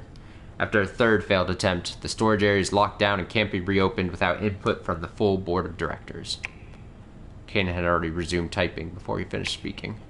There's a very slight difference in power consumption from the device when it processes a correct password compared to an incorrect one. There's a minuscule difference in the time it takes to run the process as well. If I can analyze those and compare them... Kanan's voice trailed off. She continued working. There was another warning sound. A second failed attempt. A single bead of sweat ran down Tatsuno's forehead. But Kanan didn't so much as bat an eyelash. "Ah, I see." Her face remained full of confidence. "It won't be a problem." Hey! It's how hacking works if Kanan says that's how hacking works. I implicitly trust Kanan with not only my life, but with hacking this door completely. All she has to do is beep beep boop a bit, and it'll be unlocked. It'll be perfect. It won't be a problem, she assured them. This isn't my first time with this type of mechanism. Yeah, Dis, this isn't her first time. Stop trying to woman-splain hacking to Kanan, okay? I'm gonna need you to stop trying to hack-splain how hacking works to Kanan, okay? Slowly, one at a time, Kanan pressed key after key while keeping her eyes fixed on the laptop screen. With each keystroke, a waveform at the top of the screen, looking almost like an echocardiogram readout, wobbled slightly. Again, very familiar with this process of hacking. I'm aware. The laptop let out a tiny sound. A sequence of 10 characters appeared on the screen, and Kanan read them off. Tatsuno jotted them down in his notebook, then stepped up to the scanner to enter the twin passwords for Osawa and Tanaka.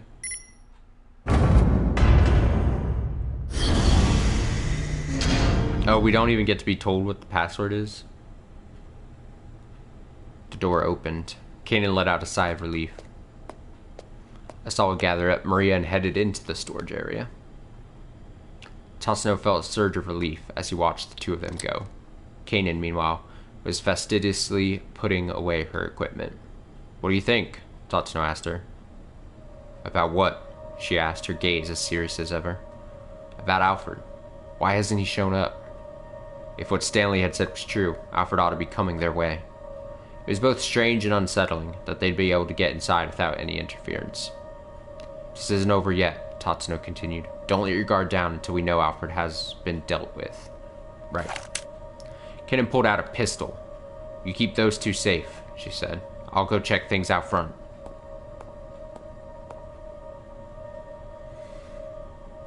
She got back into the elevator and headed up.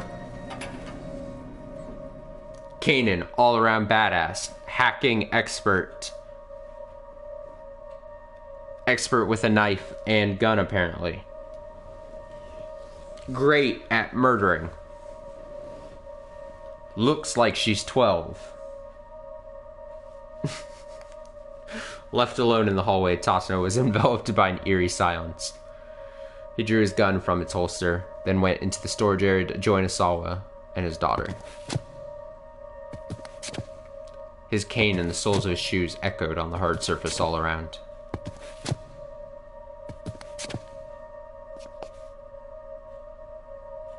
At the end of the hallway, Tatsuno came to another door. He took up position there, determined to guard the two individuals inside. This was the only way in. If anyone was coming, they'd have to pass through here. Putting his back to the door, he let out a sigh. A great weight of exhaustion settled over him. Too much had happened over the past few hours. He'd recalled too many painful memories that had long been buried deep within his mind. And he'd realized that his whole life was rife with things he could never undo. If you're coming, then come on! Tatsuno aimed his gun down the empty corridor. Right now, he just needed to protect Maria.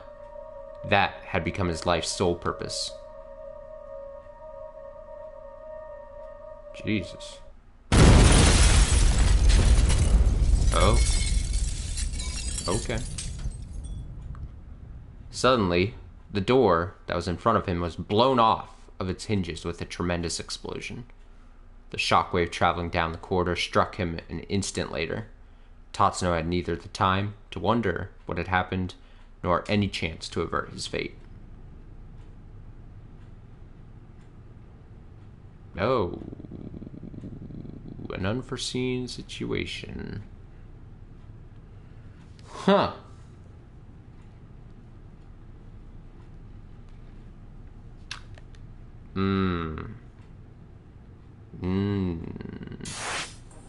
That's a bad ending for you there. Well, game. So we got bad ending,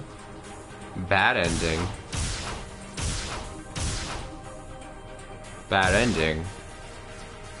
And a bad ending. End.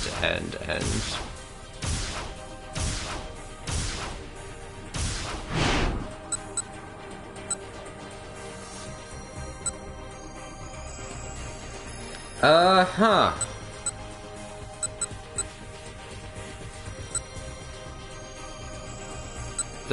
Would that change anything? I'm not even sure.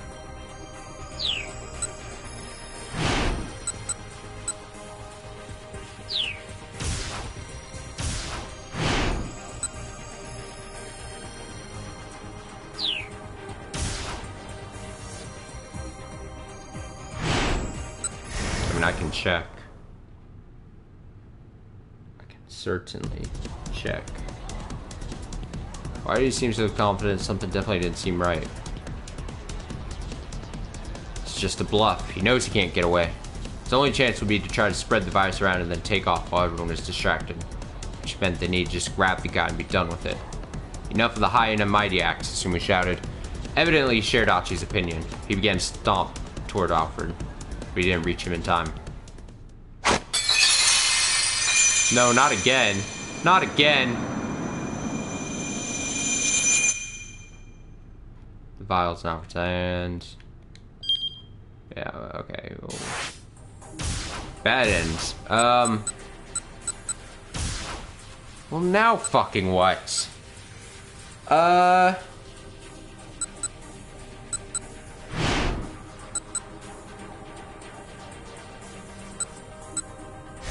me pick a different option here.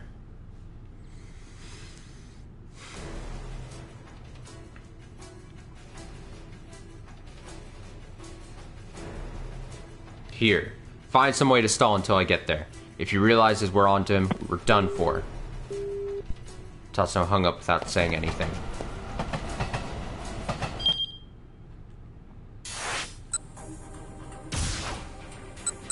I don't think that changed anything. I'll pick the other one then. Gotta change fate. If it comes down to it, just shoot him. If you hesitate for a moment, he'll have you dead.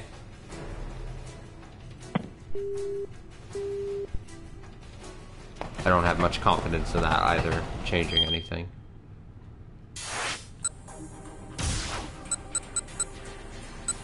Yeah, that's a big old no.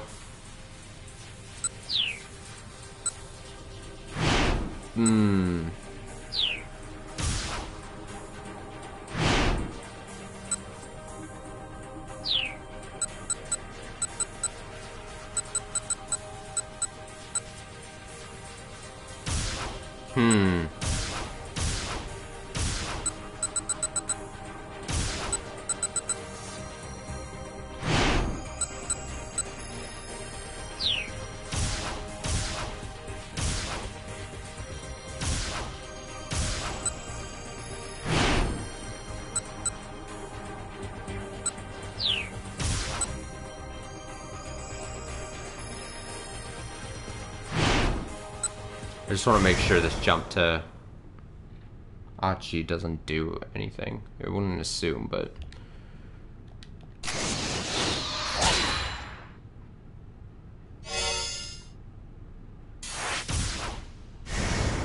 yeah, it's just gonna bring me over here.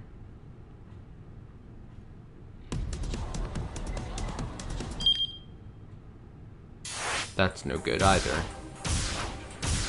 With all these bad endings, Jesus. Good.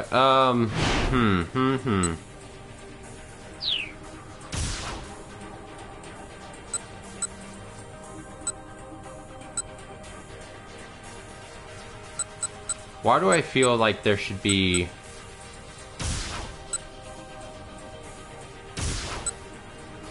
Alright, very quick Google search, because I'm feeling like I already feel like...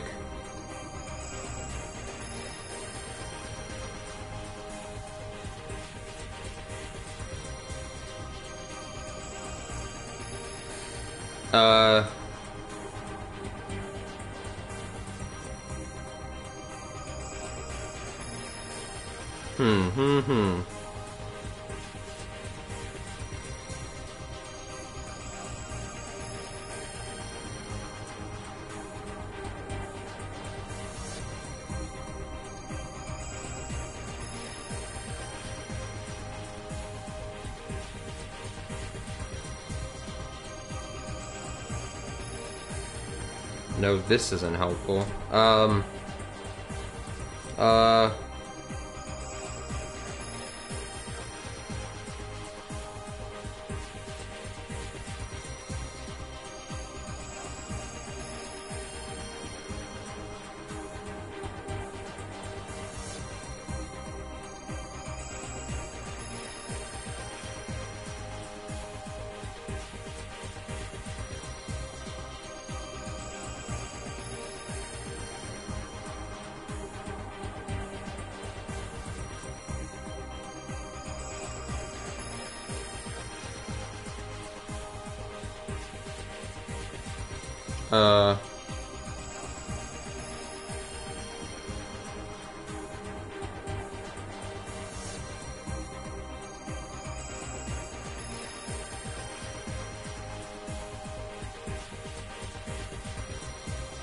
I might just have to...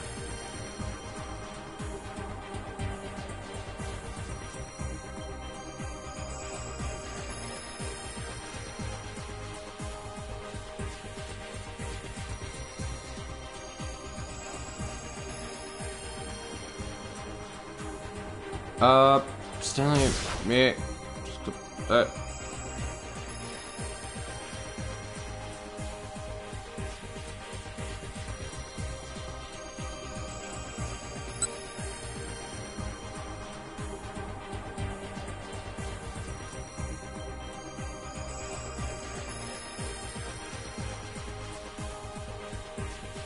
try to make sure.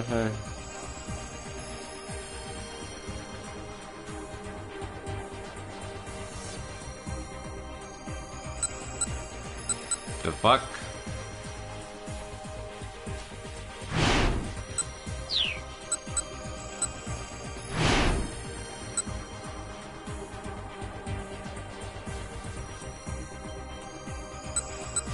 Okay, this is the one thing I can only think of. If this doesn't work, then we'll call it a night, and we'll set this all up for a massive-ass finale tomorrow. Because even the thing I was looking at wasn't really making this clear. He was going to release her at some later time. Since he'd gone to the trouble infecting her with the virus, it only made sense. And Stanley could only think of one reason to release an infected Maria. To turn Shibuya into ground zero for a pandemic that would sweep through all of Tokyo. A virus with a mortality rate of 100% would have spread throughout the region before anyone even realized it. It would be impossible even to calculate the scope of such a disaster. First, it would run the circuit around the Yamanote line, and then, if any of the infected happened to head to the airports at either Haneda or Narita, the virus would spread throughout Japan and the rest of the world in a matter of hours. But that hadn't come to pass. They'd managed to secure Miria before she could develop symptoms and become infectious. Is that because we were better than Alfred? No, that can't be it. Alfred wasn't the sort to commit such indiscriminate acts of terror. The threat of the infection spreading, horrific as it was likely just covered to hide some other scheme. But then, what was the ultimate goal? Stanley still didn't have enough clues to go on. Stanley made his way behind the stack of cardboard boxes. He spotted something that had fallen on the floor. It was a cell phone. Next to it was a woman's handbag. Stanley unzipped it. It held a jumble of makeup, tissues, and other personal effects, but nothing at all unusual. If he was going to find any clues here, it'd probably have to be from the cell phone. He tried turning it on. There was no response. It appeared to be broken. Let me see that, Tasuki said from behind him. I'll see if I can fix it.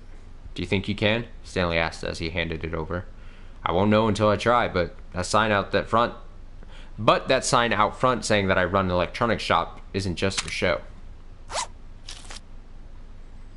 Turning his attention back to the handbag, Stanley searched it more thoroughly and found a photograph tucked inside that he'd overlooked on his first inspection. What the hell?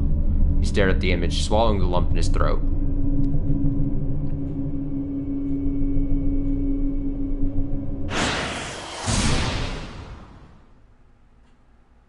And now we get to keep out. And now we get to keep out. Unhelpful.